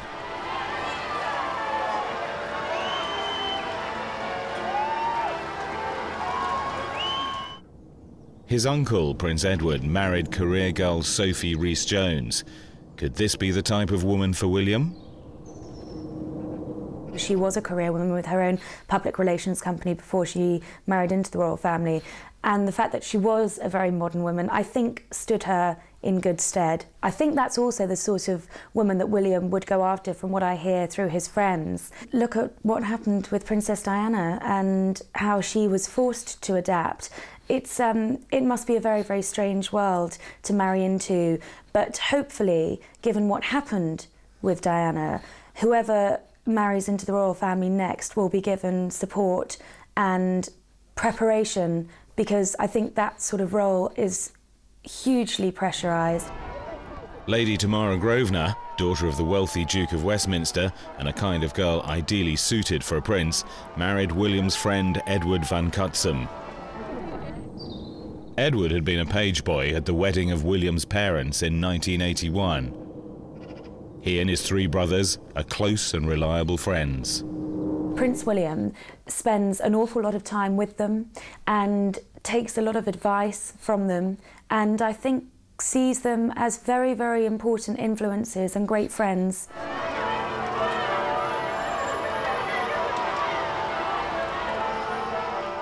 The Van Cutsem brothers are also close to Prince Harry, who's trying to plan his own future. His experience as a school cadet attracted him to a military career. Unlike his brother, Harry is not set for university. Harry has a place at Sandhurst Academy and will train for army life. But what will William do? He's hinted that he may well go into the army. He graduates in June.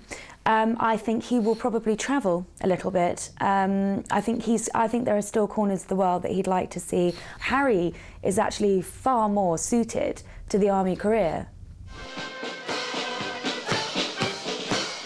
But heirs to the throne have traditionally undergone military training. But what does William say about it? Honestly, I haven't actually set my mind on anything yet. But, there's plenty of possibilities that are open. Sandhurst itself would be a great place to learn how to lead and to, earn respect and just treat, other men and other guys who I'd be looking after with the sort of, ability that I hope I could do. His days at St Andrews have given him a freedom he's unlikely to experience again. But his romance with Kate Middleton might not last after university. I don't believe he'll settle down with Kate Middleton. I think that a permanent split is on the cards pretty much as soon as he leaves St Andrews. I think the reason that hasn't come to fruition yet is quite simply because at this crucial time in his schooling, it would just be a massive mistake to have a high-profile split months before his finals. As much as I've loved St Andrews and I've loved being here and being at university, I am ready now to get out and do different stuff. There's so much I want to do, and I just, it worries me occasionally that I won't be able to do it all. But I'll make a good start of it anyway. William also is at the stage now where he wants to have some fun. His years of having fun are very limited. I think he has a strong impression that it's going to end at the end of St Andrews. I think he'll want to extend that boundary as long as possible.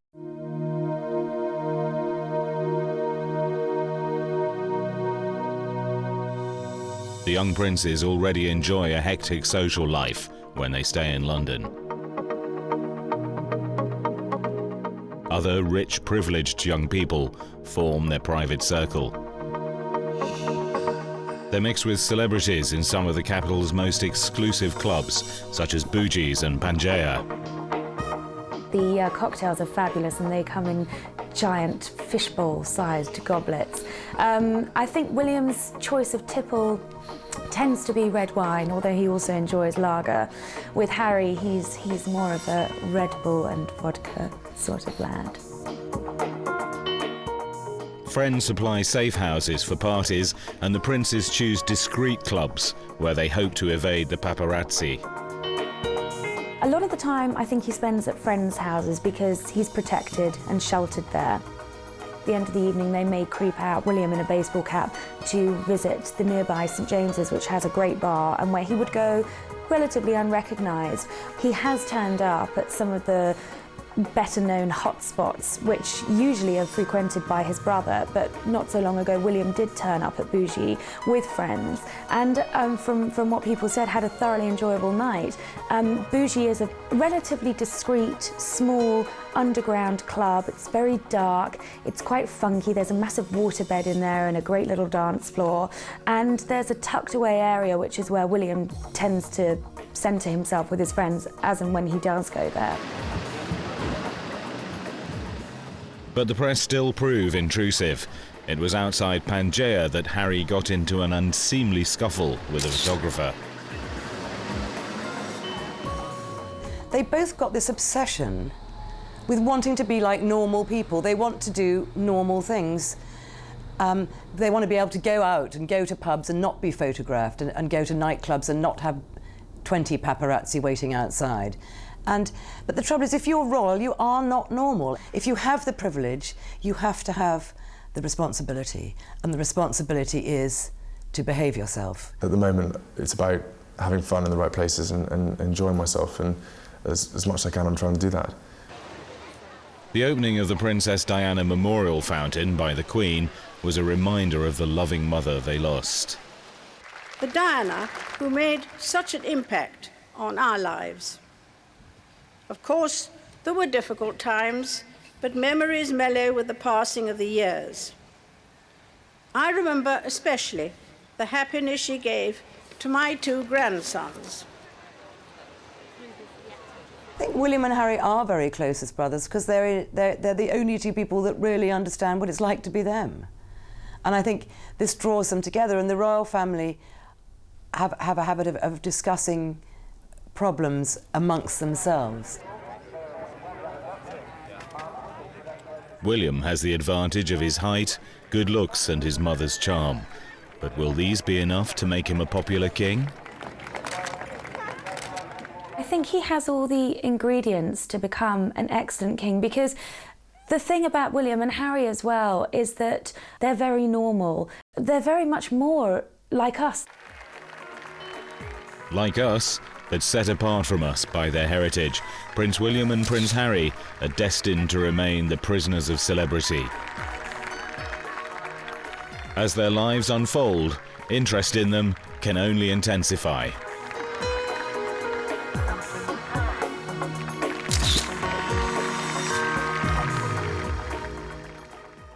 August 1997. William and Harry were enjoying their summer holiday with Prince Charles at Balmoral, the Queen's Scottish retreat. Royal homes and estates are part of the heritage they share with Charles and the royal family. Even before their parents' divorce, they had grown accustomed to separate times with their father and mother.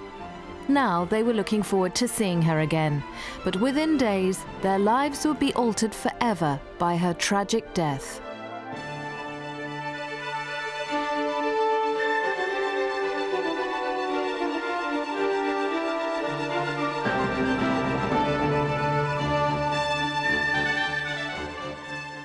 William and Harry were left with treasured memories of a wonderful mother. Diana had enriched their childhood with experiences and adventures beyond those of any previous royal generation.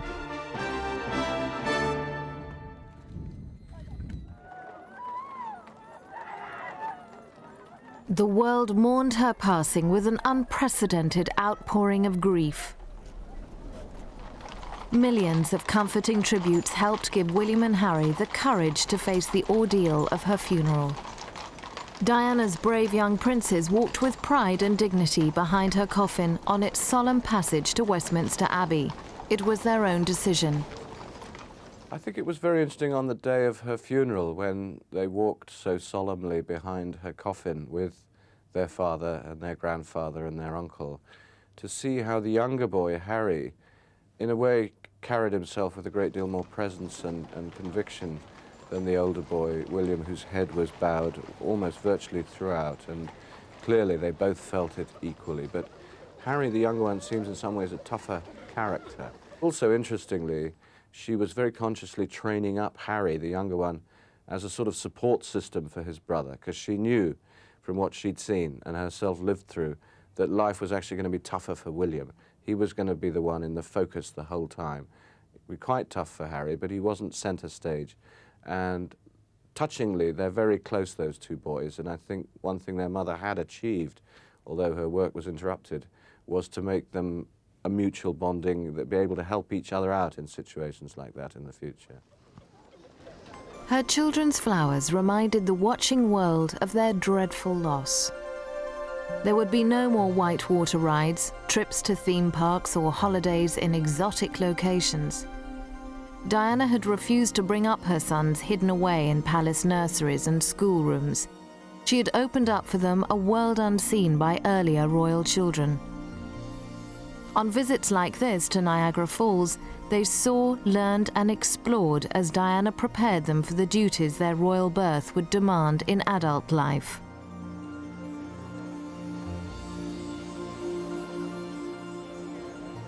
The mother who filled their lives with fun also took them on more private journeys, visiting the sick and the disadvantaged, who formed the focus of her charity work and campaigns. She gave William and Harry challenging experiences to offset the wealthy, privileged world of the royal family with its trappings of grandeur.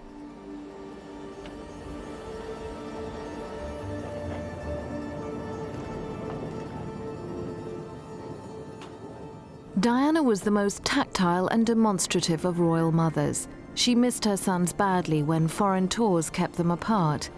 Ignoring protocol, she would run ahead of Prince Charles, unable to contain her delight at being reunited with her boys after the inevitable absences created by royal duties. She once said, "We have an obligation to care for our children, to encourage and guide, nourish and nurture, and to listen with love to their needs in ways which clearly show our children that we value them. They in turn will then learn how to value themselves."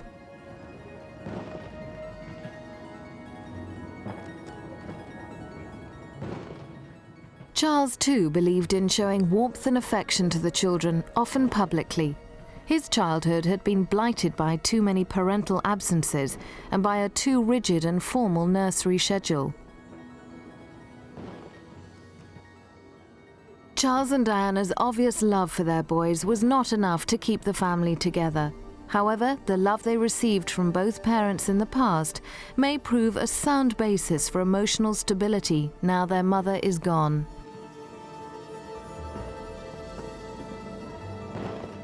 There is no substitute for affection for those children, and I think they've had a really good grounding of it, despite the traumas that they've been through so young. Some people say she almost smothered them when they were little, but because her marriage wasn't working, she put all her emotions and love into those two children. And anyone else that intruded on her space as a mother, she didn't like.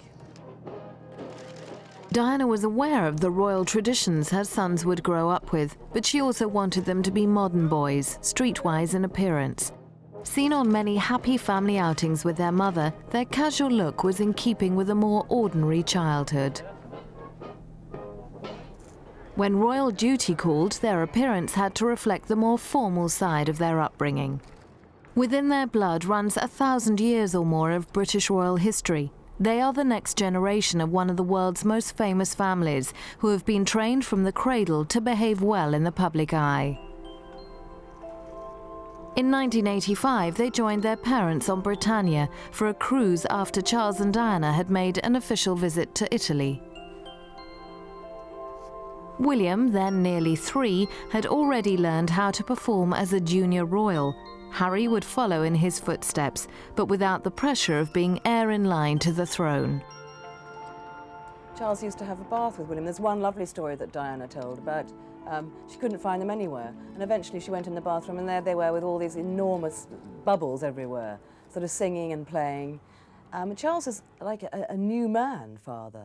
I mean, Betty Parsons, who was the midwife who helped Diana with all her prenatal exercises, also used to talk to Prince Charles, and she gave him a book called The Expectant Father, which he devoured. So he was really, really interested and keen, and in fact, so much so, it used to irritate Diana. She used to say, anyone would think he was having the baby, not me.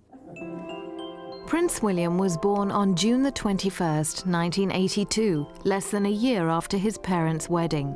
Diana was almost 21. His christening in the ornate setting of Buckingham Palace underlined his special position. Diana's natural reaction to calming her agitated son showed her gentle, caring attitude to motherhood. This was not the way of the Windsors, who had usually passed crying babies to their nannies. William's christening was held on the Queen Mother's 82nd birthday to show the link between the 4 royal generations. William was the first royal baby to accompany his parents on a major tour. In April 1983, he went to Australia, where he stayed on a special base with his nanny Barbara Barnes, while Charles and Diana undertook an intensive program of duties. Well, according to Diana, it was because the Australian Prime Minister invited her to bring her child along, which and she thought that was a wonderful idea, and so did Prince Charles, and so did the Queen, so they took him along. I mean, he wasn't with them all the time. And she also said it was a great help because it gave her something to talk about when she met all the crowds, and she could talk about William and what he was doing, and you know, he was just beginning to crawl. So it was a great bonus. At first, William didn't mind the photo calls that marked the milestones of his infancy. After his first crawl about, he was ready for bolder steps. Impish and appealing, he had a natural flair in front of a camera. He seemed to enjoy the attention he received from massed ranks of photographers, recording the footballing skills of a future king. Diana and Charles agreed to these pose sessions, hoping to preserve some privacy at other times. They knew that the public wanted regular updates on William's progress. His first teeth, his early steps and words, his amusing habits of hiding behind doors and of flushing shoes down the lavatory were all dutifully recorded by a watchful press for an eager public. Charles understood the importance of creating a good image for the Waleses, first as a couple, then as a family. Suffering from bulimia, Diana later referred to these early years as the Dark Ages, although publicly there was little evidence of her inner misery. In the early years of their marriage, I constantly saw the Prince patting Diana, encouraging her, whispering in her ear, telling her she was doing a great job, you know, patting her on the bottom and looking at her. And they'd look at each other the way lovers do and laugh and smile at each other, you know, always gazing into each other's eyes. There's no doubt about it. They were a great couple in the beginning. The summer of 1984 marked a period of relative contentment as they awaited the birth of their second child. Diana knew from her doctors that the baby would be a boy, but she kept Charles in the dark. When Harry was born on September the 15th, Charles was said to be disappointed that his second son wasn't a girl. Behind the glowing pride of a radiant young mother was a troubled princess facing the disintegration of her marriage, just as her family life should have been blessed and happy. Despite their growing friction, Diana tried to share some of her husband's pastimes, making them family occasions for their sons to enjoy. Her affection for her children was always evident. She once said, Hugging has no harmful side effects. If we all play our part in making our children feel valued, the result will be tremendous. William and Harry were introduced early to polo. At these matches, Sarah Ferguson, daughter of his polo manager, was often present. Soon she would become the Duchess of York, mother of their younger cousins, and a loving aunt to the royal princes.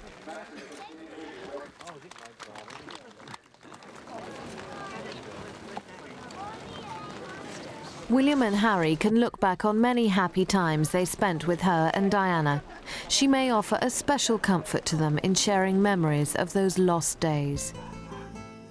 Summers also meant holidays with the Spanish royal family at their Majorcan retreat. The Wales family went there from 1986 to 1988, when Charles and Diana were putting on a show of togetherness to disguise their separate lives and their separate loves.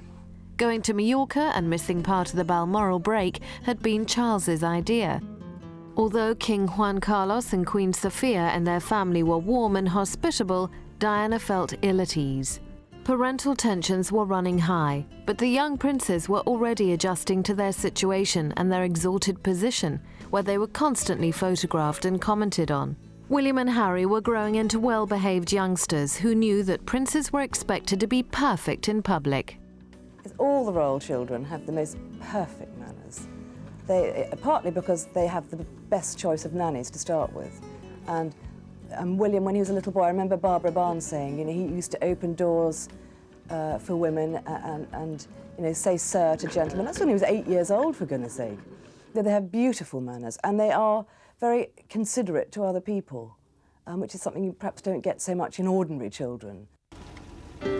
Of course, there were rare lapses, and the culprit would be quickly and firmly pulled back in line. Diana's boys adapted quickly to school life, starting at a kindergarten where they mixed well with other children. Like their father, both boys showed a talent for the stage. They were allowed to play on Granny's fire engine at Sandringham, in their best clothes. The boys were at ease with their father, even when he was nursing a painful broken arm. There were many endearing moments when Charles welcomed their company and their inquisitiveness. Harry's parents felt that second-born should never mean second best, and Diana called him a complete joy. While William was more tuned into Diana's wavelength, Harry was always very close to Charles. In a conversation I had with the princess not long before she died in Kensington Palace, she did bring up the question of her concerns for Harry, in that William would always be the one, the centre stage one who was going to be king. She was worried, for instance, rather touchingly, I thought, that William would get all the girls. All the girls would go for Wills, and poor Harry, who's only a couple of years younger, would be left out.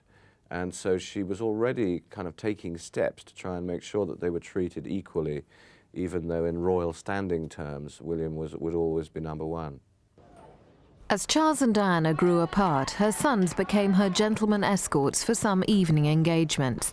Diana loved to show off her handsome boys, and they were thrilled to be seen with their glamorous and stylish mother. By now, their royal training enabled them to cope with more adult occasions.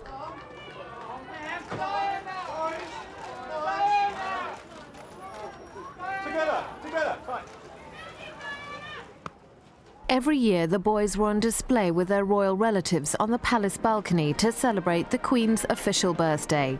The Yorks' first child, Beatrice, enjoyed playing with her cousin Harry.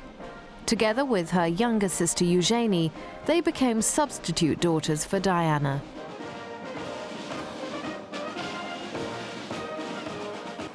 She never had the little girl she wanted, but she resisted the temptation to mollycoddle her sons. Diana encouraged their boyish preferences for sports, such as skiing, go-karting, rafting and swimming. While hunting and shooting remained their father's territory, water sports were provided by a series of sunshine holidays with their mother. Differences between the two boys' personalities began to develop. William was the quieter, more intuitive. Harry, the more mischievous. Life is going to be much tougher for him than it is for Harry, because he's going to be the future king after his father. He's going to be the centre of attention. And I know Diana worried about that. And she was training up Harry as a kind of support system for his brother. They are very close. Life won't be too easy for Harry either, especially because I think in that period the monarchy's going to be, quotes, modernised, which means very slimmed down. Prince Charles wants it to be just the monarch and his heir. So Harry, unlike some of current royals, probably could go out and get a proper job if he wanted to, and I think the British people would approve of that and lead a relatively normal life. For William, whatever happens to the monarchy, life is always going to be like it is for his mother. Hounded, harassed, pursued, privately as well as publicly. His misfortune as well as his good fortune being that he looks rather like her, and he's her legacy made flesh. Their school days were some of the happiest of any royal children. From kindergarten they moved to Weatherby's day school before boarding at Ludgrove. Diana was always present for school sports days. They were timetabled in her diary before any other duties. Whatever the demands on her, or however difficult her private life, she was always ready to cheer on her boys. She was no slouch when it came to the fiercely contested mothers' races, her exercise and fitness routine usually ensuring a royal winner. Win or lose whatever the outcome of the children's races, Diana would always reward them with a cuddle.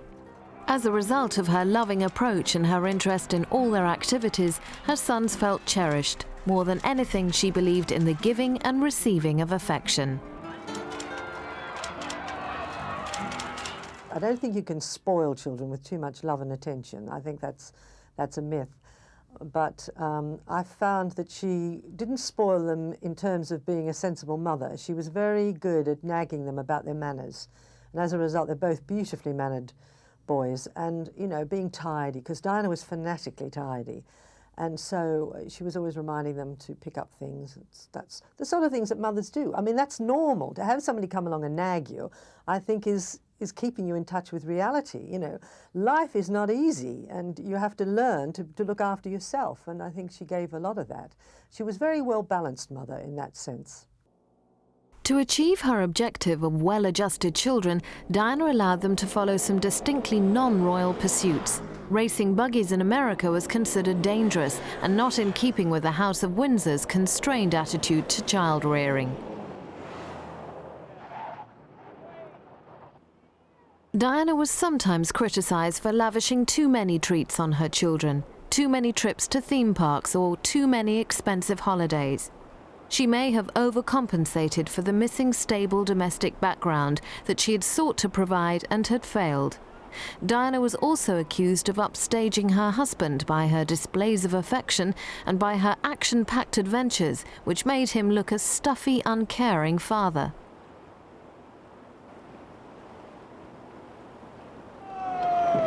These sort of activities were good training for the family firm, as older members privately call the royal family. With the Queen Mother, their great-grandmother, William and Harry behave according to royal tradition. She is a consummate performer, never revealing a trace of her true feelings in public. Diana was wary of the Queen Mother and thought that she exercised too much influence over Charles. However, there were times Diana could not avoid her and had to make polite conversation. The Queen had insisted on taking Harry in hand. His early liveliness was curbed and he was quietly groomed for his eventual role. He soon formed a close relationship with the Queen and also with Prince Philip, gentler and kinder with his grandchildren than with his own children. At Christmas and Easter, the Queen wanted her immediate family around her to celebrate those special days. The Queen's always played a very important role with William, and Diana told me that William gets on very well with his grandmother, and she was delighted about that. And for the past few years, the Queen has been having tea with William on a Sunday, you know, because he just has to go across the bridge from Eton. So he'll go round to Windsor Castle with his detective, and when he walks in the room, her face lights up and they sit down and they chat about this and that. And she tells him what she's been doing and who she's met. And he tells her, now this is a tradition that the monarch passes down, you know, through the generations, her wisdom. And there was a time when the Queen hardly saw William, so she's delighted to have formed this bond with him. And surprisingly enough, Prince Philip is very close to William too. So he has the great support of his grandparents. Those family gatherings helped build what Diana called platforms of mutual affection, which will help William and Harry through the inevitable feelings of bereavement and what might have been. the royal family will have to cope with anguish and despair, which may return when triggered by places and events. The boys may turn to their older cousins, Princess Anne's children, Peter and Zara Phillips, who loved their Aunt Diana and also have happy memories of her good humour and her kind heart. But Peter and Zara are different. Much further down the line of succession, they will be allowed to have freedom in their choice of careers, while William and Harry have a narrower path ahead. Their mother, who was such a dynamic force in their lives, had tried to raise her sons in an imaginative way for a new millennium and a new style of monarchy. She wanted them to feel a sense of unity with ordinary people. Now her work will have to be completed by the family she sought to change.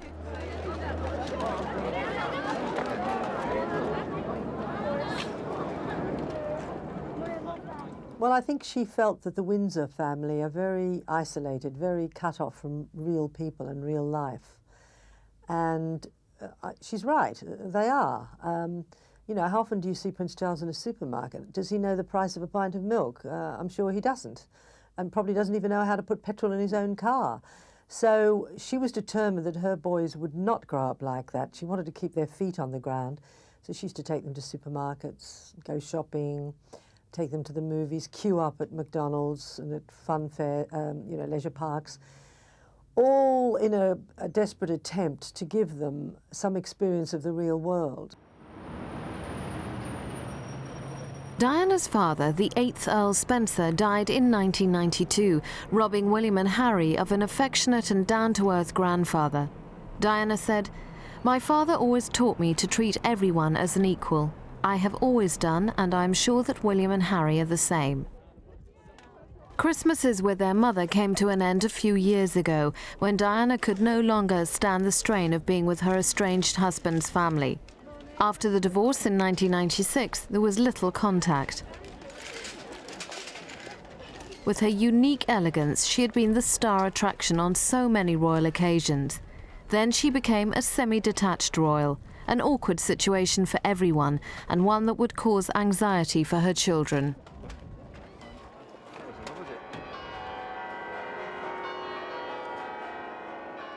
Yet it was Diana who instilled much of the basic royal training into her sons. The royal family benefited from her huge popularity, which was also being passed on to William and Harry. She taught them how to behave on walkabouts, how to shake hands, receive flowers, and how to conduct themselves under the spotlight. They simply had to follow her example.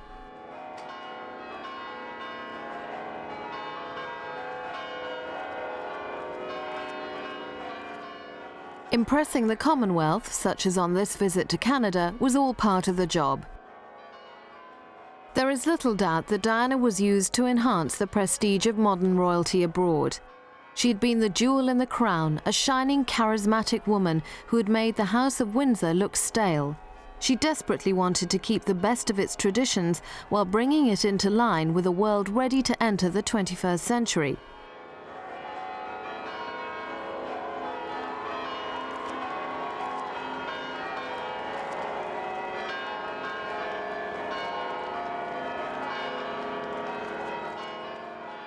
Diana was grooming her two boys through contact with the crowds who turned out in their thousands to see them. There may have been an element of rivalry with Charles, who never shared the easy rapport his wife did with the public.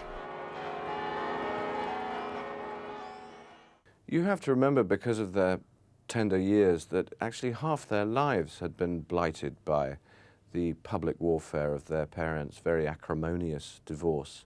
It's tough enough for any kids if their parents split up at that age, but in the case of William and Harry, there was all sorts of public warfare, the dirty linen being hung out a bit too much, friends of Prince Charles, friends of Diana, mutual insults flying in the national press.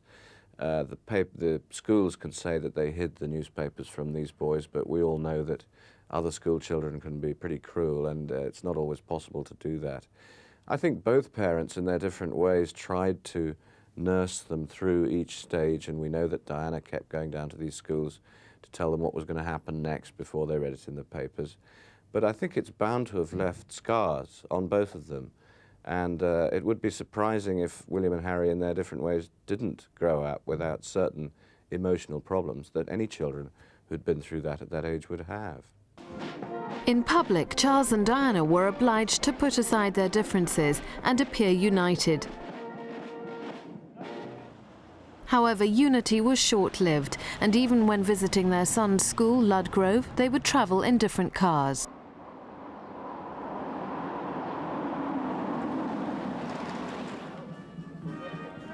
Charles's admission of his affair with Camilla Parker Bowles placed the issue in the public domain. Their relationship may still affect the future of the monarchy. What I'm told by people close to the Prince is that they've never met Camilla. He's always kept those two areas of his life totally separate, partly because he knows the children are aware of Camilla's role in his life and that he didn't wish to give them that additional problem of sorting out how they felt about her, this woman that had intruded into their family. So to prevent them being tortured about it all, or feeling divided loyalties, you know, torn between their mother and their father, he kept Camilla away from them, and I think that was a very considerate way to behave. After the Wales' separation in 1992, William and Harry found their out-of-school time divided between both parents. Unlike the Yorks, who remained friends after their marriage breakup, the Waleses rarely met as a family. A pattern developed of one expensive holiday with Diana, followed by one with Charles. Ski trips at upmarket resorts such as Lech in Austria with Diana and Klosters in Switzerland with Charles in the winter would be followed by exclusive Caribbean retreats or cruising on luxurious yachts in the summer. Charles and Diana vied with each other to give their sons the best times, the most fun. It is a picture well known to many children of split families, and it was one that led to suggestions that William and Harry were being spoiled materially. Well, I think it might appear to us that they're spoiled because they seem to have everything. Very difficult not to. I think any child of divorced parents is spoiled. You can't help it because the father gives them one thing and the mother gives them another, and it sort of almost subconsciously can become a competition. If they competed for the love of their children, it was like all divorced parents. When holidays come around, they both try to give them great treats. Well, for instance, you know, that is the fantastic advantage of having a broken home. You get 2 lots of presents at Christmas, you get 2 lots of holidays. So it's not all bad, you know. For instance, the last year Diana was alive, the boys went on safari with their father, and shortly afterwards, or around the same time, they went to Barbuda in the Caribbean with their mother. Well, that doesn't sound bad to me. A private holiday, particularly in a ski resort, soon became a press circus with 3 unwilling performers. To keep the peace, the royal party obliged with some controlled performances.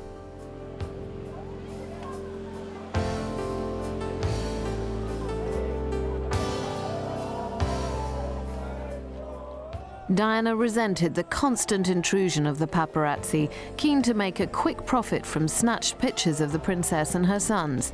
Ominously, Diana found herself in dramas and squabbles with pressmen, which tended to encourage rather than put them off. Situations could get out of hand. The boys, in particular William, dreaded these unseemly scuffles and confrontations.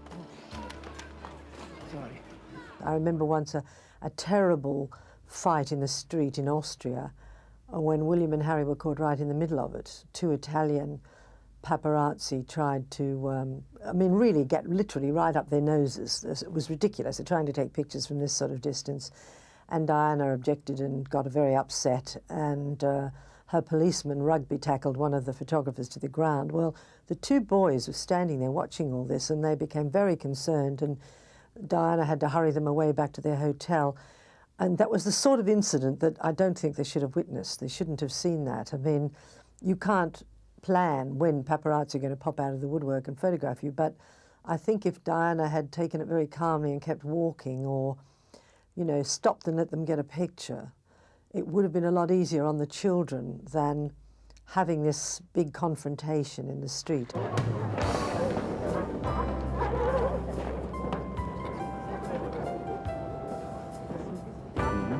Excuse me. Could I ask you to respect my children's space? Yes, sir. because I brought the children out here for a holiday. We've had 15 cameras following us today. As a parent, I want to protect the children. The effect on the boys was different. Harry was less troubled, but he refused to cooperate with the cameras if he sensed William was disturbed. The blood bond between the brothers was already strong, providing each other with an ally at times of stress. At boarding school for much of the year, they wanted to enjoy their time out with each parent without excessive intrusion.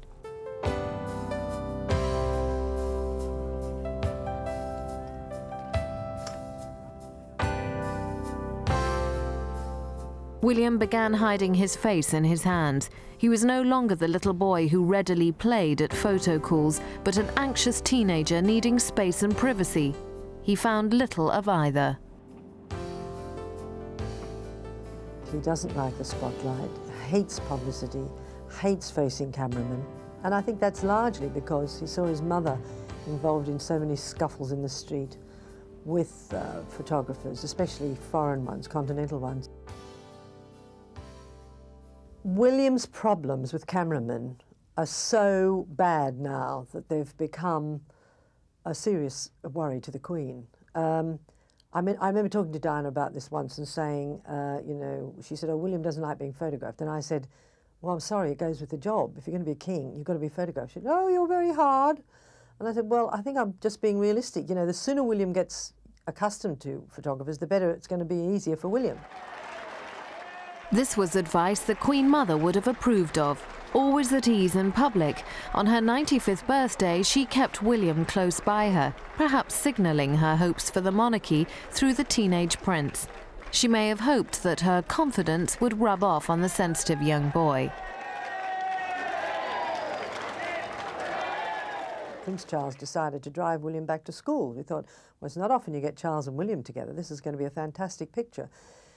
And when William had to come out of the clubhouse and kiss his grandmother goodbye and walk out, he walked out backwards so we couldn't see his face. I mean, I don't know how he did it, but he guided himself backwards, walking backwards towards the cameras. And then he leapt into the car and hid down in the well of the passenger seat, crouched right down, with his, all we could see was his back. I said, oh, William, this is ridiculous, you know, what stupid behaviour for a future king.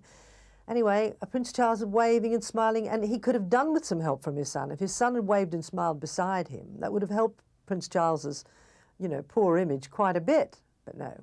So Prince Charles drove off with this ridiculous situation of his son hiding and Prince Charles waving to everybody, and that's how he took him back to school. Diana included friends of her boys on their holidays and outings. Sometimes she took the children of her staff, another change in royal policy, and one designed to keep William and Harry in touch with the real world. Her own need for freedom and to break away from protocol was evident. She had found palace restrictions suffocating and archaic. Diana was a very modern mother, one whose boundless energy and mischievous sense of humour will be dreadfully missed by her sons.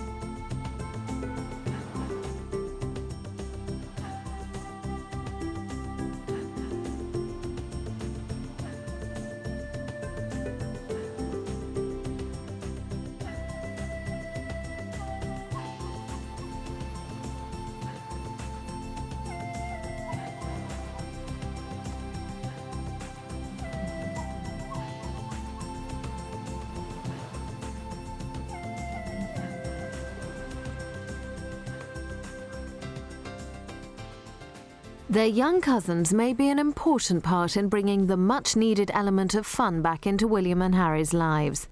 Beatrice and Eugenie were close to William and Harry and shared several holidays with them.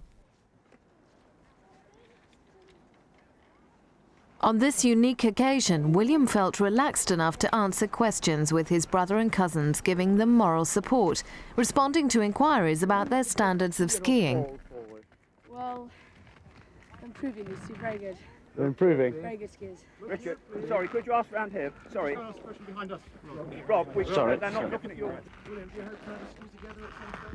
Yes, it'd be good fun. It'd be very good.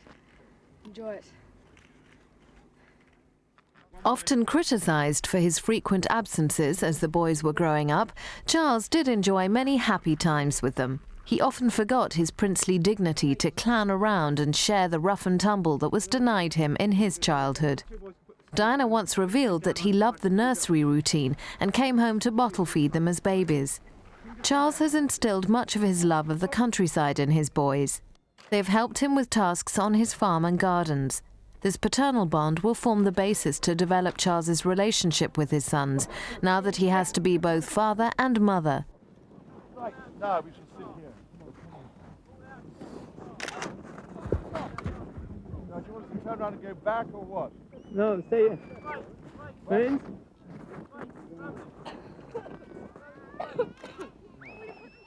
There will still be times when the boys need the guiding feminine touch of an elder sister figure rather than a mother substitute. Charles's friend Tiggy Leg Burke, who comforted them in the terrible days after Diana's death, may provide a gentle female influence to guide them into adult life. William joined Eton College in 1995. It's now a kinder, more supportive school than in days gone by. Charles and Diana were in complete harmony over their son's schools. Charles chose Eton because he had hated his own school, Gordonston, so much.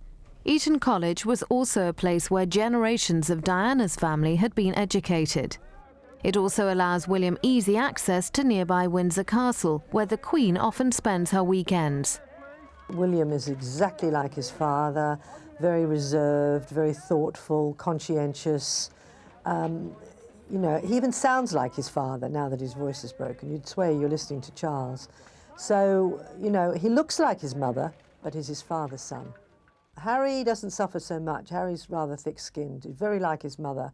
He quite revels in the spotlight and makes jokes about it. He's got exactly his mother's personality. He's very exuberant, very lively, fun-loving. Nothing phases Harry. Diana often took the leading role with her elder son. She was guiding him towards his destiny as king. She wanted the monarchy to survive, modernised and in touch with its people, for William to take the throne in adult life. She believed she would never be queen and doubted that Charles would become king. She poured her hopes and ambitions into William. He was, you know, barely 10 years old when she started revealing how she felt in front of him. And I think as a result, William's matured very fast. He's much more mature than most boys of 15. But that's also perhaps because of the daunting burden that lies ahead of him, the monarchy. And when you're 15, you might want to be a rock star or a nuclear physicist. You don't want your life mapped out for you. Kids of that age want to feel free. All their school friends are talking about, you know, I'm going to backpack around Africa or something, and he doesn't have that choice. It's very sad. I've heard Prince Charles talk about how awful it is to have your whole life mapped out for you, and I know William's a very sensitive boy, and he'll have absorbed a lot of that and think, well, I've got the same fate awaits me, sitting around waiting for my parent to die so I can become king. Who wants that? You know, it doesn't seem like a real job. Eton's elitist image belies the fact that it is now a modern school. William's schoolmates are drawn from a wide section of society. They will choose their careers. His was prescribed by his birth. I think one of the effects of him becoming much closer to his father and perhaps spending much more time with his royal grandparents is that William will be instilled with the same sense of duty that Charles was in his youth and will begin to take the duties very seriously, which is important because you occasionally wonder in a modern age in which we live with a Prime Minister who's pledged to modernise and change Britain, shed the past, shed ceremonial a bit, do unthinkable things, whether William, given that all he's been through, might say in the next few years, who needs this? The people don't seem to want us anymore. We're going into Europe. What's the monarchy's role? It would be very human and people would understand if he said, I don't think I want to do this. In January 1997, Harry went skiing with Charles, while William preferred to stay out of sight with his grandparents in the peaceful sanctuary of Sandringham. Second-born sons have become monarchs, notably George V and George VI this century. Although history often repeats itself, Charles and Diana wanted Harry raised as a support to his brother. Diana felt that William will come to the throne earlier than many expect. William is being groomed for his burden, while Harry can have more freedom ahead of him. All right. Thank you very much. Thank you, sir. Thank you, Harry. Thank you. Well, I hope that Harry is left alone by the press to explore life a bit during his youth and early years, and perhaps not to perform the traditional royal role of launching ships and unveiling plaques and living off the state and being a bit miserable, living in the goldfish bowl with strains on whatever marriage he makes. Maybe he could just go out and get a proper job. William's confirmation in March 1997 was the last occasion the Waleses were together publicly as a family. His proud mother had already taken him to the threshold of adulthood. Through her, he had grown wise beyond his years. I've heard it said that when she went down to see him at Eton and he heard the scrunch of the tyres on the gravel, he thought, oh God, because she always brought problems with her. She would want to share with him the fact that she was doing that Panorama interview, for instance, or something that she knew was coming up in the newspapers, and it was generally bad news, and I think that was quite tough on William. Harry was really too young, perhaps, to be included in some of that. By the end of her life, the unexpected end of her life, William did seem to have become a kind of senior advisor to his mother. Various big decisions, she told us, were down to him. The decision to surrender her title of Royal Highness without too much fuss, and of course we all thought he'd give it back to her when he became king. Apparently the decision to sell those frocks at auction at Sotheby's in New York this summer was his idea. She credited him with that in the foreword to the manual, the brochure for those frocks. Things like that, and he was still very young really to be doing things like that. Maybe it made him mature beyond his years, maybe it just burdened him with a bit more to worry about than most mid-teenagers already have. Diana took her sons to the royal tournament in London, part of the traditions and pageantry of the House of Windsor. Their friends went too. Diana encouraged friendship. She felt it was vital to have trusted companions. She would have wanted her beloved boys to find the lasting happiness that had eluded her. But who could compete with such a beautiful, loving mother? I know he likes blondes. He's always had a yen for blondes, just like his father. So, you know, it's going to be tough, isn't it? I mean, most boys like to get a girl just like their mother was. But for William, is there another girl out there who's, you know, maybe 12 or 13, 14 today, who's going to grow into somebody who's not only as beautiful as Diana, but as compassionate, as warm, have that magic with ordinary people? So, you know, it could be a long search for poor old William. Let's just hope for both their sakes that those boys are given the freedom to make marriages that really work, find girls that they really care about, who really care about them, who are prepared to put up with all the inconveniences of being royal, as well as the considerable perks and home comforts of being royal, but above all that these marriages don't end in divorce, like their parents, like so many royal marriages recently, because of the strains, and because of the people in the House of Windsor being so cold to the people that marry into it. I think Diana's left enough with those boys for that not to be true of them. Perhaps there is less pressure on William now without his mother around, although it sounds cruel to say it. But I think he's losing more than he's gained. I mean, he's losing that affection that she gave him, the constant support she gave him.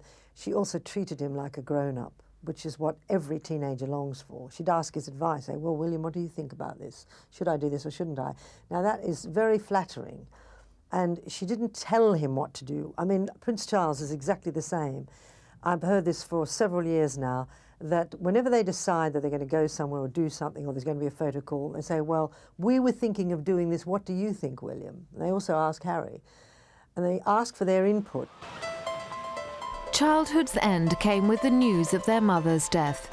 For the rest of their lives, they will have a kaleidoscope of precious recollections of how good it was to be with her on those thrills and spills adventures, to share the daredevil rides, to be hugged and cuddled, to feel her warmth, her laughter.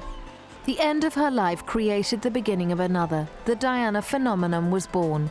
Diana's legacy lives on in the remarkable effect she had on the spirit of our age. To change the way millions view their world as she did is a gift granted to very few.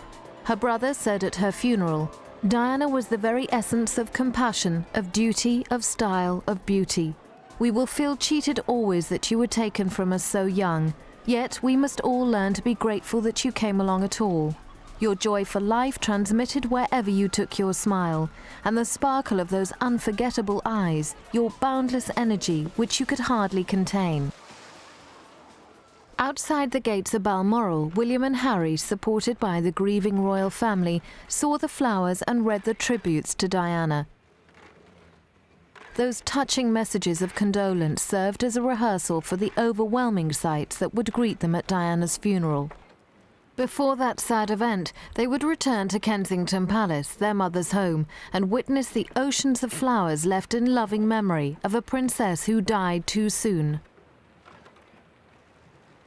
The Queen would make her own tribute to Diana, saying, "I admired and respected her for her energy and her commitment to others, and especially for her devotion to her 2 boys.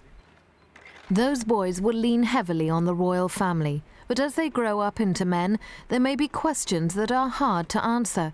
How did Diana come to be divorced and all but excluded from the royal fold, although she had fulfilled every possible royal and maternal duty to perfection?" Millions watched the sad procession and emotional service, but no grief was more profound than her sons, the exceptional young men their enigmatic uncle Earl Spencer praised in his fiery address. To others she was an English rose, a people's princess, a queen of hearts, an icon, even a saint.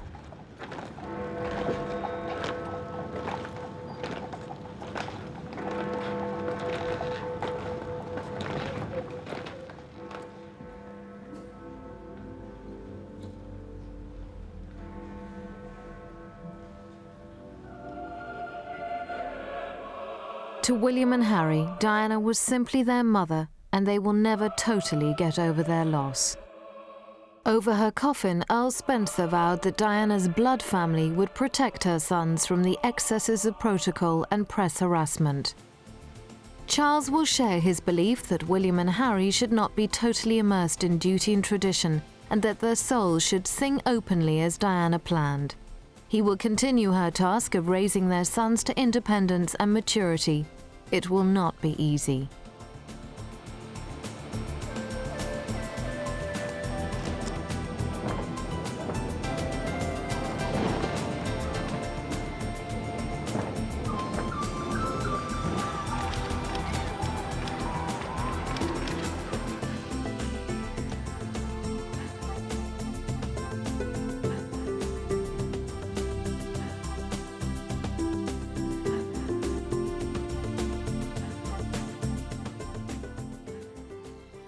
In September 2000, 18-year-old Prince William stepped before the cameras to explain how he was spending the next few months of his life. Attracted by a sense of adventure, he was destined for Chile and the South Atlantic. As captain of his school swimming team, William explains how he got the project off the ground. I organised a water polo match and got sponsors and basically did the money that way. And I also raised money for a disadvantaged person to come on the expedition with me. Had his father chipped in? You might have helped slightly, not very much. So I chip in all the bloody time. A new chapter in Prince William's life beckons.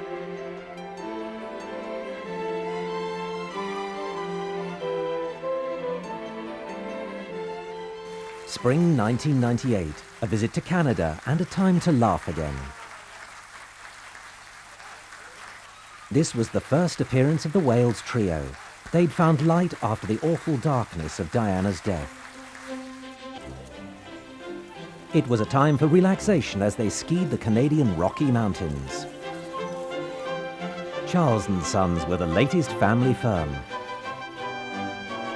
William, who once hated photo calls, now bantered with reporters.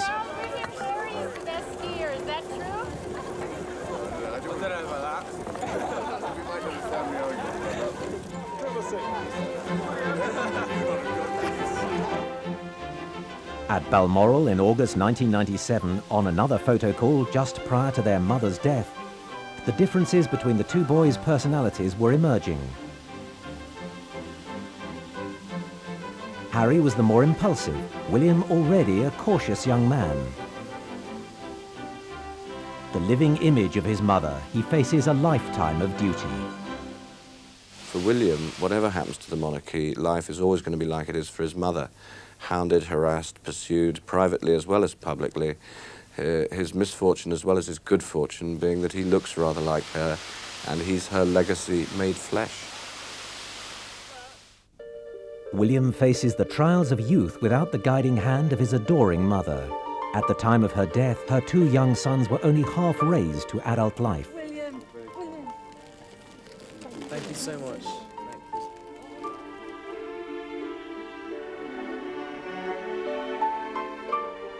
At her funeral, they coped with the trauma of her death and the outpouring of public grief. Later, their uncle Earl Spencer, who shared their walk behind Diana's coffin, said, "My admiration for those boys is beyond bounds. It was the most amazing display of courage I'll ever see." William enjoyed an exceptionally close relationship with his mother. He was her friend and confidant. Her death sealed that bond forever. His thoughts turned to Harry, almost 13 at the time. Claims that Diana and her lover, Dodi Fayed, were assassinated in a Paris car crash have added to her son's grief. Diana's death was an absolutely tragic accident. It was a basic case of drunken driving. And the Paris authorities and the Paris courts have now given their verdict on that. And it's very, very well documented. He will have gone through this time and time again. If you think that the influences of drugs and alcohol can kill, that's something which I think will sit very, very firmly in Prince William's mind, so that may indeed assist him. William was already on the threshold of manhood, but Diana's death has brought out qualities of leadership and responsibility in him. He has become a very strong young man. He was always strong, much stronger than his father, who is rather weak and who tends to blame other people for things that go wrong in his life. William was strong of mind when he was a boy, perhaps even a bit willful.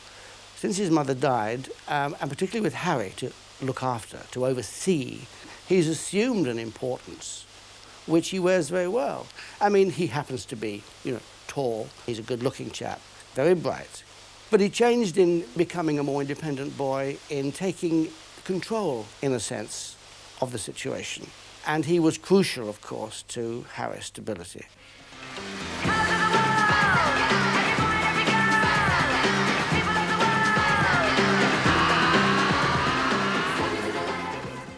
Shortly after Diana's death, Charles took Prince Harry to South Africa. In Johannesburg, they attended a Spice Girls concert. Harry relished the attention they gave him. It was a time to laugh and smile again, and to let his father join in the fun.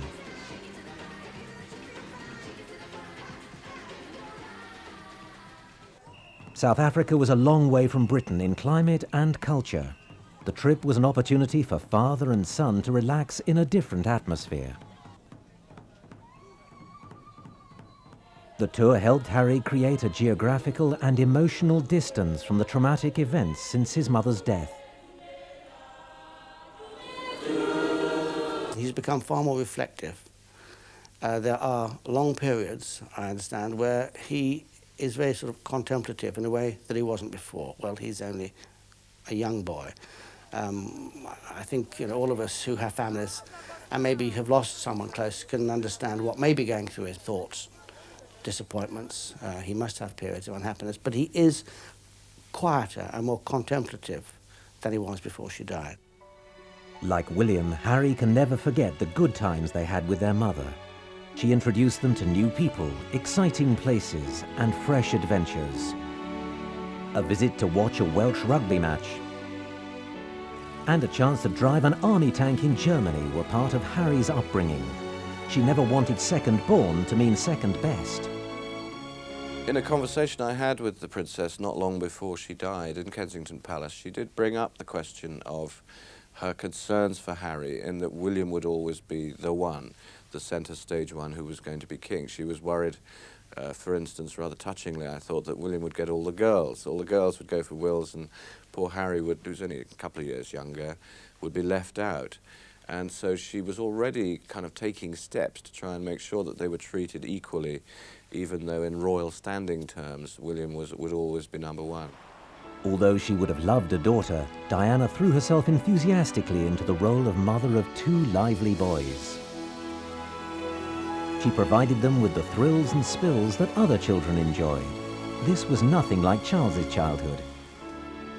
They raced each other in Colorado in July 1995 and shot down the slides at Thorpe Park another year.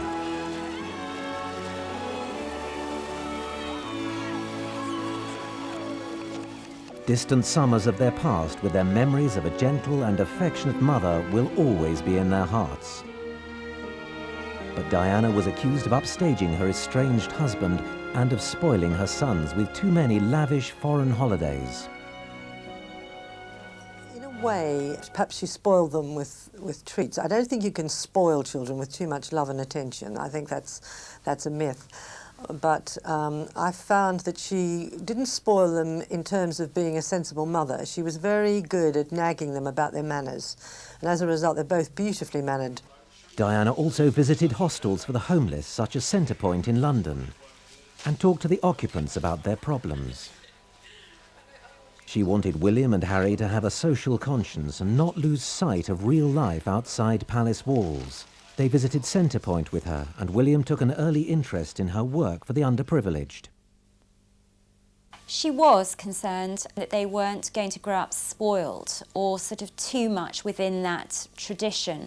And she used to love taking them to see, you know, the homeless and wear the jeans and just, you know, go down to brass tacks. I mean, she was terribly concerned that they should see that side of life. She desperately wanted to get them away from the life of privilege, which she knew that they were destined to lead for the rest of their lives. She feared they would grow up like Prince Charles had grown up. She didn't want them to see reality through the polished windows of a passing limousine. She wanted them to know it as she knew it. Displays of affection were absent in Prince Charles's childhood. Often separated for months from his mother, he still had to wait his turn for a brief and cool reunion.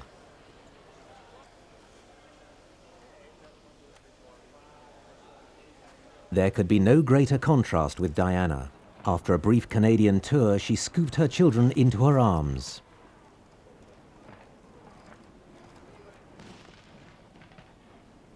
Charles, too, was more tactile than his parents had been with him.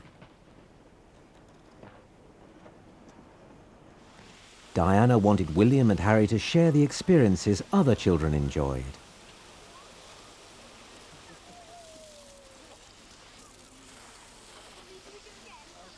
While Diana believed it was essential for William and Harry to sample life outside castles and palaces, she was criticised for straying too far from traditional patterns of raising royal children. She was determined that her boys would not grow up like that. She wanted to keep their feet on the ground, so she used to take them to supermarkets, go shopping, take them to the movies, queue up at McDonald's and at fun fair, leisure parks, all in a desperate attempt to give them some experience of the real world. Sometimes the real world became impossible for Diana and her children. They were simply too famous. In 1993, a private visit to Disney World in Florida was ruined by other tourists who took pictures and made an amateur video of the royal group. Diana resented these intrusions. Even on public engagements, she hated having to run the gauntlet of pushing photographers who closed in on her. She felt hunted and hounded. Scenes like this seem a terrible omen of her last hours.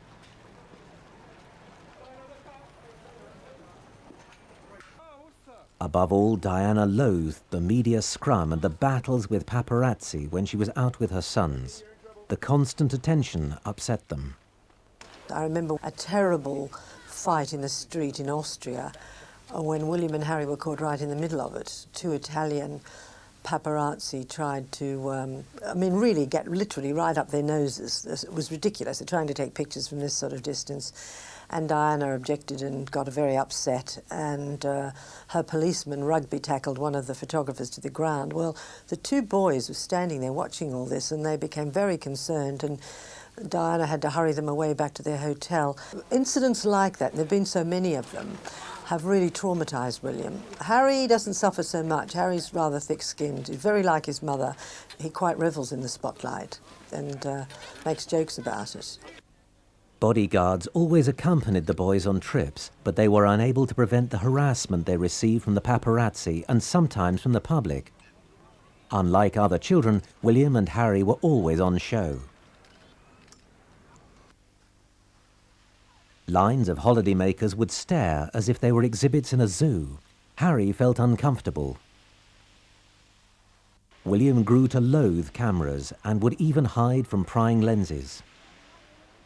William's problems with cameramen are so bad now that they've become a serious worry to the Queen. He doesn't like the spotlight, hates publicity, hates facing cameramen, and I think that's largely because he saw his mother involved in so many scuffles in the street. I remember talking to Diana about this once and saying, you know, she said, oh, William doesn't like being photographed, and I said, well, I'm sorry, it goes with the job. If you're going to be a king, you've got to be photographed. She said, oh, you're very hard. And I said, well, I think I'm just being realistic. You know, the sooner William gets accustomed to photographers, the better it's going to be easier for William. Diana tried to protect her children from press intrusion, sometimes by taking direct action.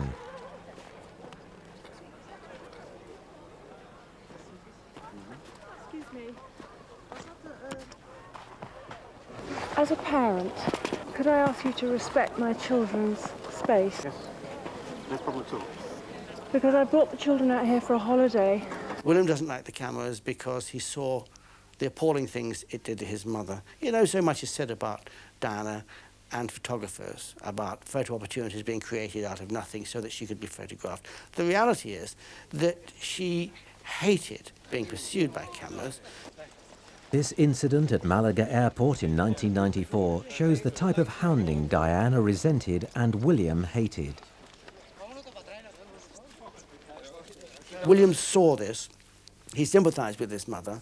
He even said to her once, I'll be a policeman when I grow up and I'll look after you. So, again, we are talking here about the teachings of a child. And when a child sees and feels something that powerful when they're young, as William did, it's not a surprise to me that he has grown up feeling an antagonism towards lenses which are looking at him. Hopefully he'll get over it. After all, you know, as an adolescent in moving into manhood, he's going through that rather difficult period. But he does hate cameras.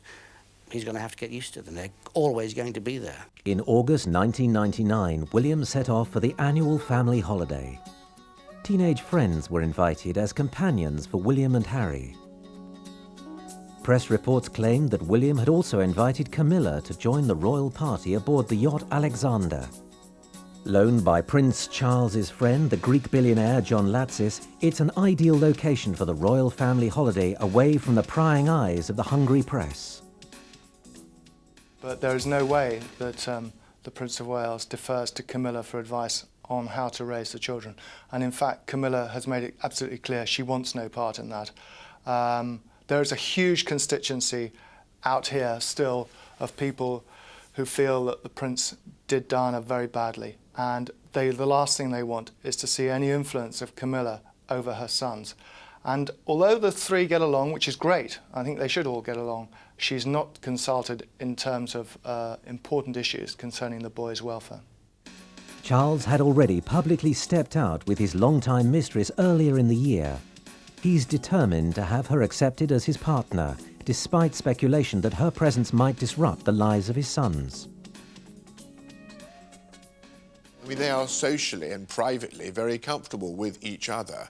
It's only this whole idea built up by the press, goodness gracious me, you know, the other woman, you know, what's going to happen when the poor princes meet, you know, the wicked witch from Wiltshire, which of course she isn't. So, I mean, it's all a farce. I mean, they get on extremely well together and they encourage, I think they see that their father's very happy with Camilla, and I mean, she's quite a charming person, you know, in her own right. She's got a great sense of humour, and Camilla Parker Bowles, would know how to make boys of that age laugh.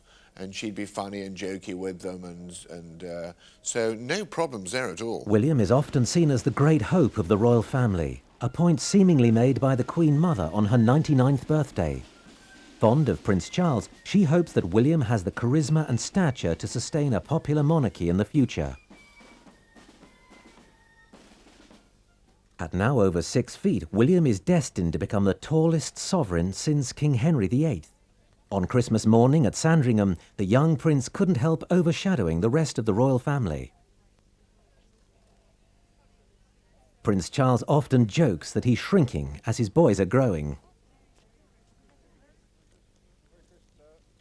In April 1999, William, his arm in a sling after a sports injury, became a godfather to the grandson of the exiled King Constantine of Greece, a longtime friend of the royal family and a godfather himself to William. His shy, awkward charm reminds observers of the teenage Diana. One of the problems he has is just like Diana when she was younger. She was rather sort of clumsy when she first came on the public scene. She was tall, probably too tall. And it's awkward for him. He's looking down on most people, including his own father. But he's also he's so self-conscious and shy that in any public place, with or without the press there, he will be looking down in that very sort of Diana-ish way. And it hasn't done him any favours. His deportment is not good. He developed a bit of a stoop, and they had to talk to him about it, try and get him to, you know, look at people and smile. And you'll see that he blushes as well, like Diana always did. William shared his godparent duties with Crown Princess Victoria of Sweden. At the Greek Orthodox ceremony, they vowed their support for baby Constantine, named after his grandfather who had lost his throne.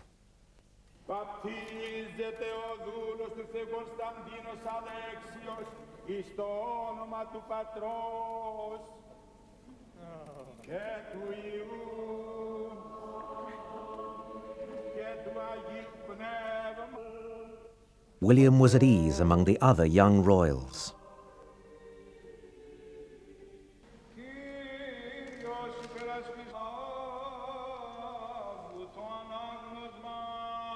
He's got that nice sort of self-effacing, very charming, easy manner about him. And he's slightly shy, which girls of a similar age like. I mean, I think that a lot of sort of teenage girls find boys of their own age rather aggressive. They're sort of into what I call the point scoring thing, you know. And I don't think he's that at all. They like the shyness. They like the fact that, rather like his mother, he looks down sometimes when he talks to you, and he's not too boisterous. In September 1995, William began the last stage of his school life at Eton College near Windsor. Charles and Diana were agreed on the choice of Eton. Charles had been miserable at Gordonston in Scotland, and they wanted William to have a more enjoyable schooling. At 13, William was already getting into the swing of things.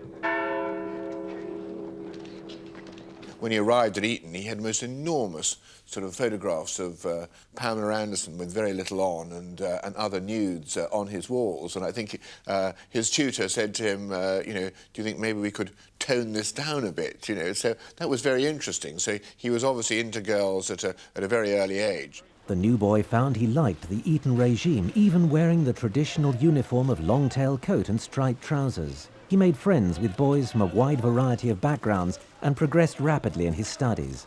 Inevitably, the press thought up stories about his school days. We all find it quite amusing reading the tabloids at breakfast, as it gives you a chance to see what is supposed to have gone on, all of which we tend to know nothing about. Often I imagine it's made up the night before when there is a shortage of actual news. I'm always amused to read that Prince William is very lucky to have his own room and everyone else stays in dormitories. Well, my experience was I was given my own room right from the start. Founded in 1440 by King Henry VI, Eton is the most famous English public school. All the men in Diana's family had been educated there, so she was keen for William to follow her family's tradition. Although Diana's own academic achievements were poor, she was keen for her sons to receive the best schooling. William, as the future king, needed a formal education with strong competition. When he arrived at Eton, we knew he was quite bright because he'd passed the entrance exam and we knew he had done well at Ludgrove, his prep school. But Eton's a hothouse these days. You've got to be pretty intelligent and you've got to be quite academic to get on there.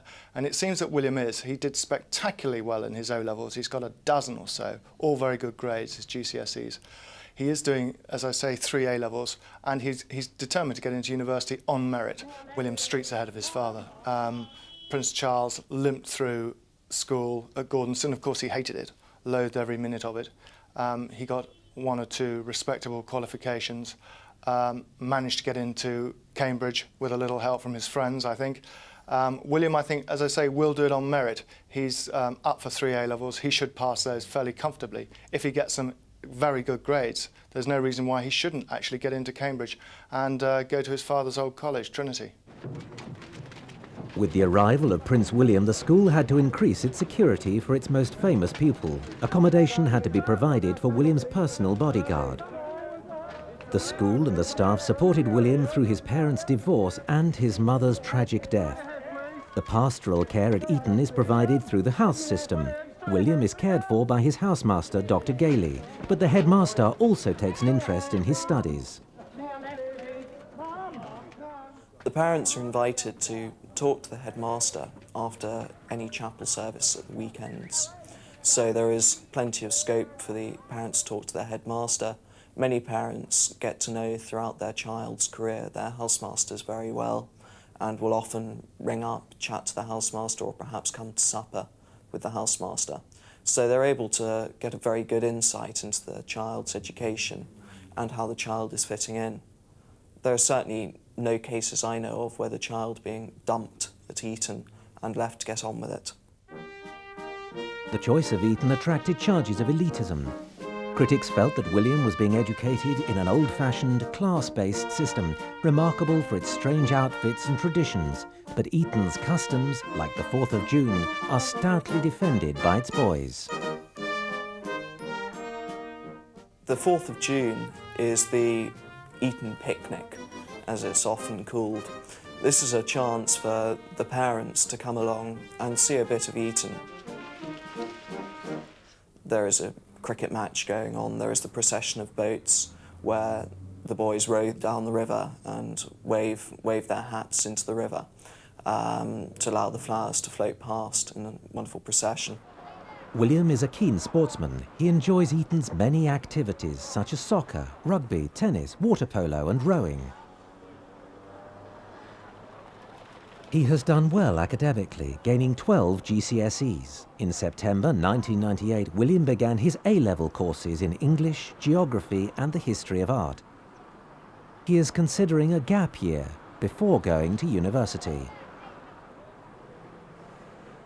There's talk, isn't there, that he will go to Australia and to Argentina. I can certainly see him going to Australia without a shadow of a doubt. I mean, his father did that, and you see, Prince William is a great swimmer, like his mother. He's a hell of a good swimmer. So all that sort of surfing and, you know, Bondi Beach stuff, that will be right up his street. William is the captain of Eton's swimming team. He has led them to victory many times, including this triathlon where his team finished 10 minutes ahead of their nearest rivals.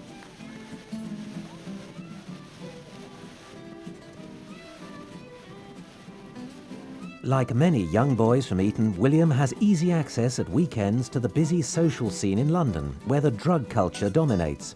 Some people believe that children educated at boarding school away from their parents are more vulnerable to temptation. I'm not at all in favour of boarding schools because that separates children from a very early age from a nurturing environment. Many of them it's not appropriate for, some of them it is, and they then find themselves in a population where everybody feels much more or less the same sort of sense of loss. And if all of them get a reasonable amount of pocket money, as most of them would do at a private school like Eton, then they have ready access to buy the drugs that would somehow make it up to them for the cut-off from the mother's love. On state and ceremonial occasions, William and Harry accepted they would be on display.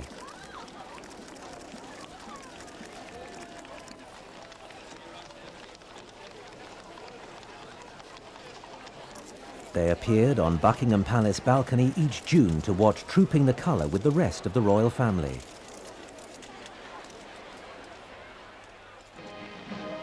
In 1990, they watched the ceremony that commemorated the Battle of Britain, a lengthier test of endurance for the royal children. Honouring the brave was very important to the Queen. Younger royals found such occasions boring. 6-year-old Harry and his 2-year-old cousin Princess Beatrice performed an impromptu quick-step. Diana had to remind him that he was in public. William copied his older cousins, Princess Anne's daughter Zara and her son Peter, who had been drilled in royal etiquette early in life.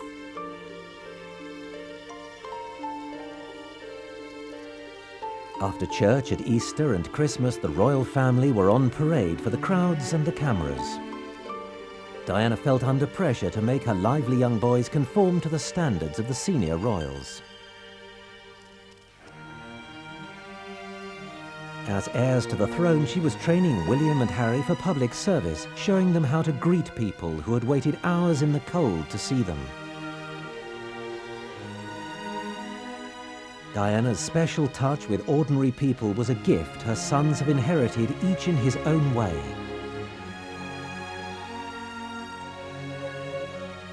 Harry grew into an impish, adorable child. William grew conscious of his special destiny and was more reserved.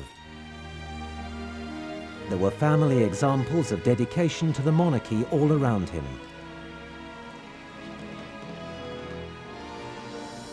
In October 1991, when William was 9 and Harry 7, they accompanied their parents to Canada, their first official visit as a family.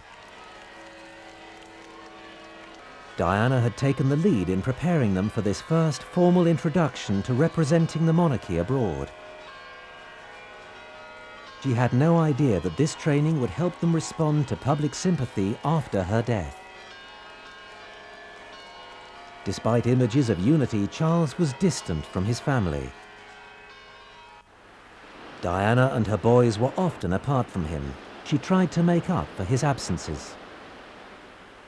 Diana really loved her boys.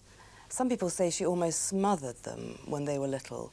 But because her marriage wasn't working, she put all her emotions and love into those 2 children. It's a very common thing. And she used to take them into bed with her, and she'd hug them and kiss them, and they'd sit and watch television with her. And if they were ill, she would go into hospital with them. I mean, she really was a very good mother. And anyone else that intruded on her space as a mother, she didn't like. As they sailed from Canada on the royal yacht Britannia, the Prince and Princess of Wales were visibly ill at ease. Aboard Britannia 6 years earlier, the story appeared to be a happier one.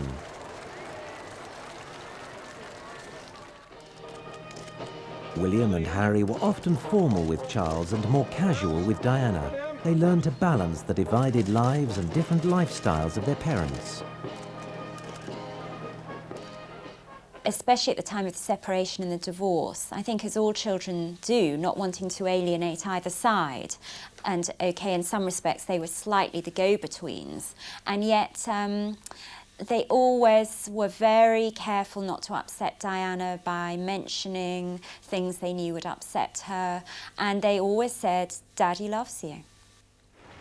William grew attuned to Diana's emotions amid the turmoil of his parents' disintegrating marriage. As years went by, he became her confidant and often comforted her in her distress. Among the royal family are several male role models for William and Harry to look up to. Perhaps the best is Princess Anne's son Peter, a handsome rugby player now studying sports science at university. they really look up to him as a hero, as an elder brother. And William in particular, and to a certain extent Harry, get on very well with Peter Phillips. And whenever they go to Balmoral, they like Peter Phillips to be there when he can be. Just because he's like the big brother that they didn't have, that Wills didn't have, and they look up to him. Diana was a mother to be proud of. She gave her boys unquestioning love and attention, whatever the problems in her personal life or the demands of her public role.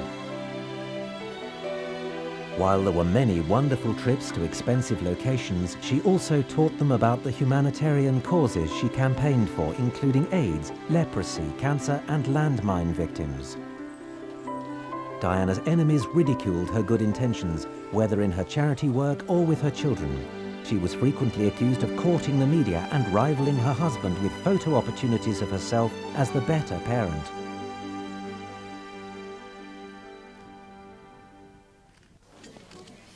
Like all the Queen's grandchildren, William and Harry are the products of a broken home. The sad breakdown of their parents' marriage and subsequent divorce was played out in front of the world's press. You have to remember, because of their tender years, that actually half their lives had been blighted by the public warfare of their parents' very acrimonious divorce.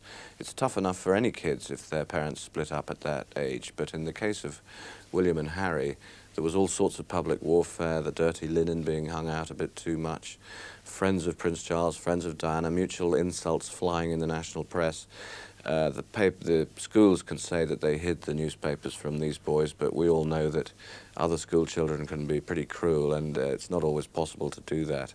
I think both parents, in their different ways, tried to nurse them through each stage, and we know that Diana kept going down to these schools to tell them what was going to happen next before they read it in the papers. But I think it's bound to have left scars on both of them, and it would be surprising if William and Harry, in their different ways, didn't grow up without certain emotional problems that any children who'd been through that at that age would have. The tragedy is that Diana is not here to see the mature way in which William and Harry have coped with her own emotional trauma. She would have been proud of her boys. At Diana's funeral, her brother Earl Spencer vowed to protect his nephews. Your boundless energy, which you could barely... My own and only explanation is that genuine goodness is threatening to those at the opposite end of the moral spectrum.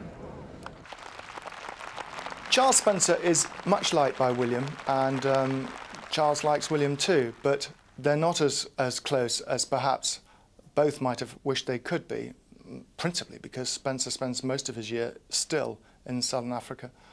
Nevertheless, Charles has, I know, dropped into Eton, taken William out to lunch from time to time, and William has been up to Althorpe, Diana's ancestral home, for shooting.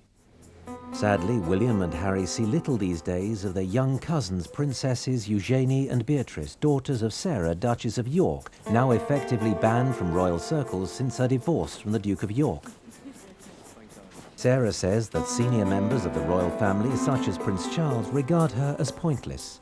This has led to a distancing of the two families that were once very close. It's a shame. Beatrice and Eugenie are their first cousins, Prince Andrew's children, but it all springs from a year or so before their mother, Princess of Wales, died. She and Fergie fell out. They weren't on speaking terms pretty much for the last year of her life, and as a consequence, William and Harry, who had up until that stage regularly spent time with Beatrice and Eugenie, especially at weekends when they would swim at their pool in the summer, just stopped going. And in the last year or two, they've been very little contact except at official royal functions. In the past, they shared holidays together, such as this ski trip in 1995 to Cloisters, Charles's favourite ski resort.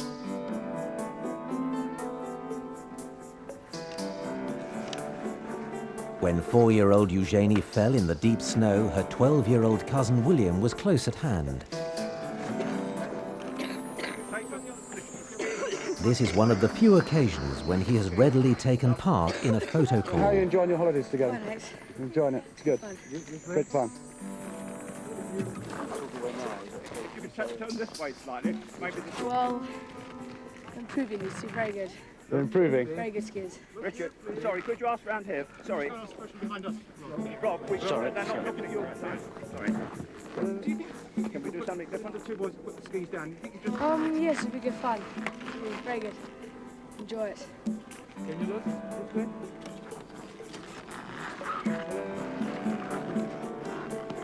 You're right, usually. Richard? Oh, nice and close together if you can, please. Both the Queen and Queen Mother have taken a close interest in William's upbringing. He grew up a thoughtful, courteous boy, ready to help others without prompting. Although Diana had difficult relationships with the royal family, she knew that William had to be taught by them for his future role.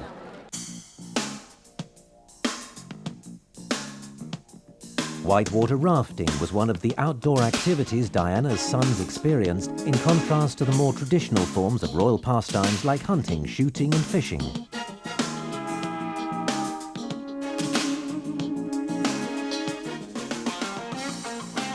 At home she took them go-karting, and on holiday in Colorado in 1995 she allowed them to ride quad bikes despite protestations from their father.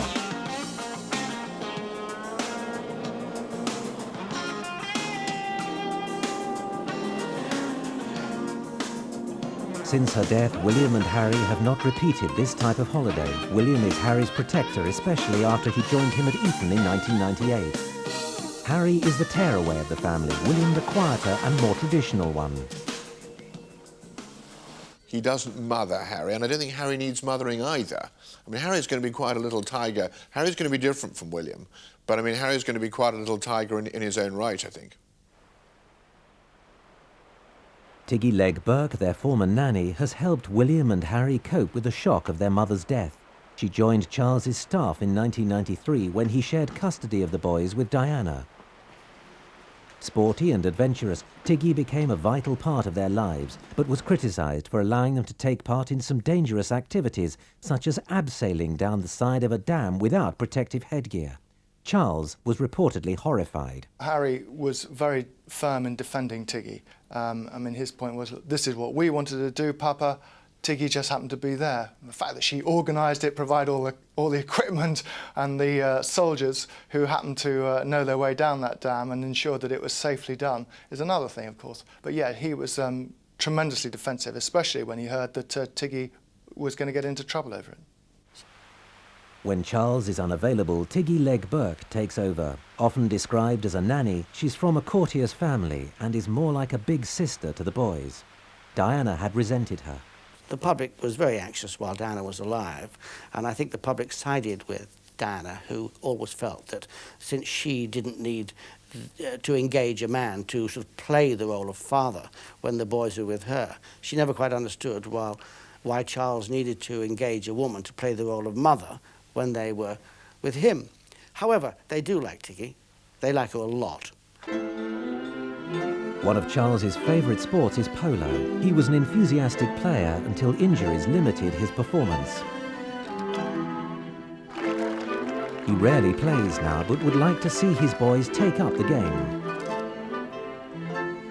Well, there's no doubt about it that the Prince of Wales would love both his sons to become polo players. I mean, it's a brilliant game anyway. I mean, it is somebody said to me, what a lovely way to have a sweat, and it is, really. It's sort of, I mean, riding horses, the involvement with horses.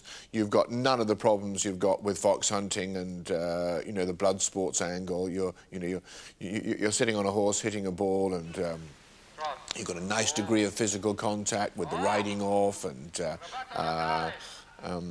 you know, the hooking of the sticks. It's a good, strong, manly game, and apart from the fact it's bloody good fun. Reluctantly, Diana took her boys to watch Charles on the polo field. She found the game boring, like most of her husband's interests, but realised that her sons felt differently. They enjoyed the whole polo experience.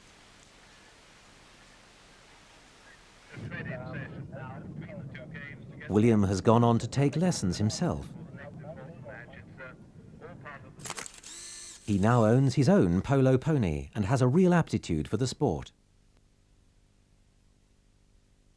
William and Harry have been given sort of private lessons, sort of not quite behind closed doors, but without anybody watching them.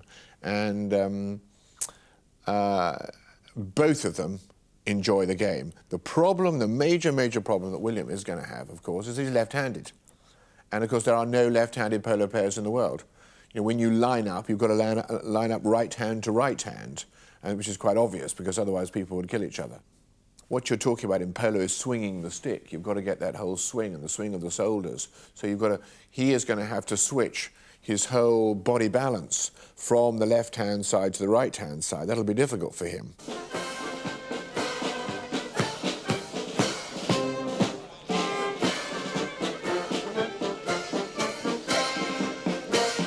Princes are expected to have a military career.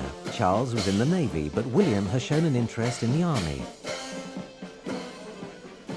He's doing very well in the combined cadet force at Eton. I understand that he won the Sash of Honour last year, which was for the most outstanding sort of young cadet, soldier cadet of his year at Eton. So that's a big thing. He's going to be a soldier prince. And there's this big talk, and I'm sure this is right, that he's going to go into the Welsh Guards. That will be obvious, because when his father becomes king, he will be the next Prince of Wales, so he'd have to go in the Welsh Guards. So that would make a lot of sense. Good regiment, nice regiment. The night before Diana's funeral, William and Harry had prayed beside her coffin with their family and with leaders of the Landmine Survivors Network with whom she'd recently visited Bosnia. William and Harry chose to walk behind the coffin. Earl Spencer commented, "My admiration for those boys is beyond bounds. It was the most amazing display of courage I'll ever see." In his eulogy to Diana from Westminster Abbey, he swore the Spencer family would protect them. And the sparkle in those unforgettable eyes, your boundless energy. He pledged that Diana's blood family would continue the way she was rearing her sons, so that they were not simply immersed in duty and tradition. Bearing in mind what Earl Spencer said at the Abbey in that very contentious and rather bitter speech about the blood family looking over the upbringing of the boys, one would have expected them to see more of William and Harry. They don't, and one of the reasons, undoubtedly, is that what Earl Spencer said upset Prince Charles because it called into question his abilities as a father. Most fathers don't need another family, albeit the in-law family, to say, "We shall be watching you, we shall be watching you." And it was a very unfortunate choice of words that he used. Diana went home to Althorp, the Spencer family estate. She was buried on a tranquil island in a lake within the park of her ancestral home. Flowers were taken to her grave and scattered so that they will reseed and grow again. Her brother chose the island as her final resting place so that William and Harry would be able to visit her graveside in privacy. On Mother's Day, they sent flowers there. Earl Spencer opened Althorp and its Diana Museum to the public for 2 months a year. Diana's will had given the Spencer family the moral authority to help guide William and Harry to maturity. But the boys remained closer to their father than their uncle. In her final years, Diana and her brother had not been close. They hadn't really seen eye to eye for quite a long time. They'd had their ups and downs, and the families didn't really meet very frequently in a year. So Charles Spencer's family and his children hardly knew William and Harry, as a result of which it is definitely known that the boys do want to be with their father on all occasions now. I mean, they go to Highgrove to see him when they can, and throughout the holidays they want to be with him. Also remember that Charles has deliberately gone out of his way to have his diary cleared for school holidays so he can spend as much time with the boys as he can. The other woman in their lives is Camilla Parker Bowles, whom Diana blamed for the breakdown of her marriage. Public opinion is still divided over her acceptance as Charles's partner. She's brought up 2 children of her own. One suspects he asks her advice from time to time about things. In the recent years, in the crucial, recent, difficult years when the boys were growing up and when it became clear, even to them, that they could not avoid knowing about the existence of this lady, In July 1998, it emerged that William had agreed to meet Camilla. Charles had recognised the maturity in his elder son. Only recently, in fact, has Charles had any form of formal discussion about the situation with William. William's attitude was, whatever makes you happy, Papa. The Queen Mother shares the Queen's pride in Diana's boys. William in particular has grown close to the Queen, who has identified in her grandson the qualities required to make a fine king. Whether William, given that all he's been through, might say in the next few years, who needs this? The people don't seem to want us anymore. We're going into Europe. What's the monarchy's role? It would be very human and people would understand if he said, I don't think I want to do this. Can Diana's sons hope for personal happiness after their great loss? Let's just hope for both their sakes that those boys are given the freedom to make marriages that really work, find girls that they really care about, who really care about them, who are prepared to put up with all the inconveniences of being royal, as well as the considerable perks and home comforts of being royal, but above all that these marriages don't end in divorce, like their parents, like so many royal marriages recently, because of the strains and because of the people in the House of Windsor being so cold to the people that marry into it. I think Diana's left enough with those boys for that not to be true of them. As the years go by without her, Diana's sons will draw on her legacy of love and her caring for others. Earl Spencer said, Diana brought to their lives something quite different and wonderful. With Prince Charles's help, they will build on her foundation, making a more secure monarchy for the future. Diana's efforts will not have been in vain.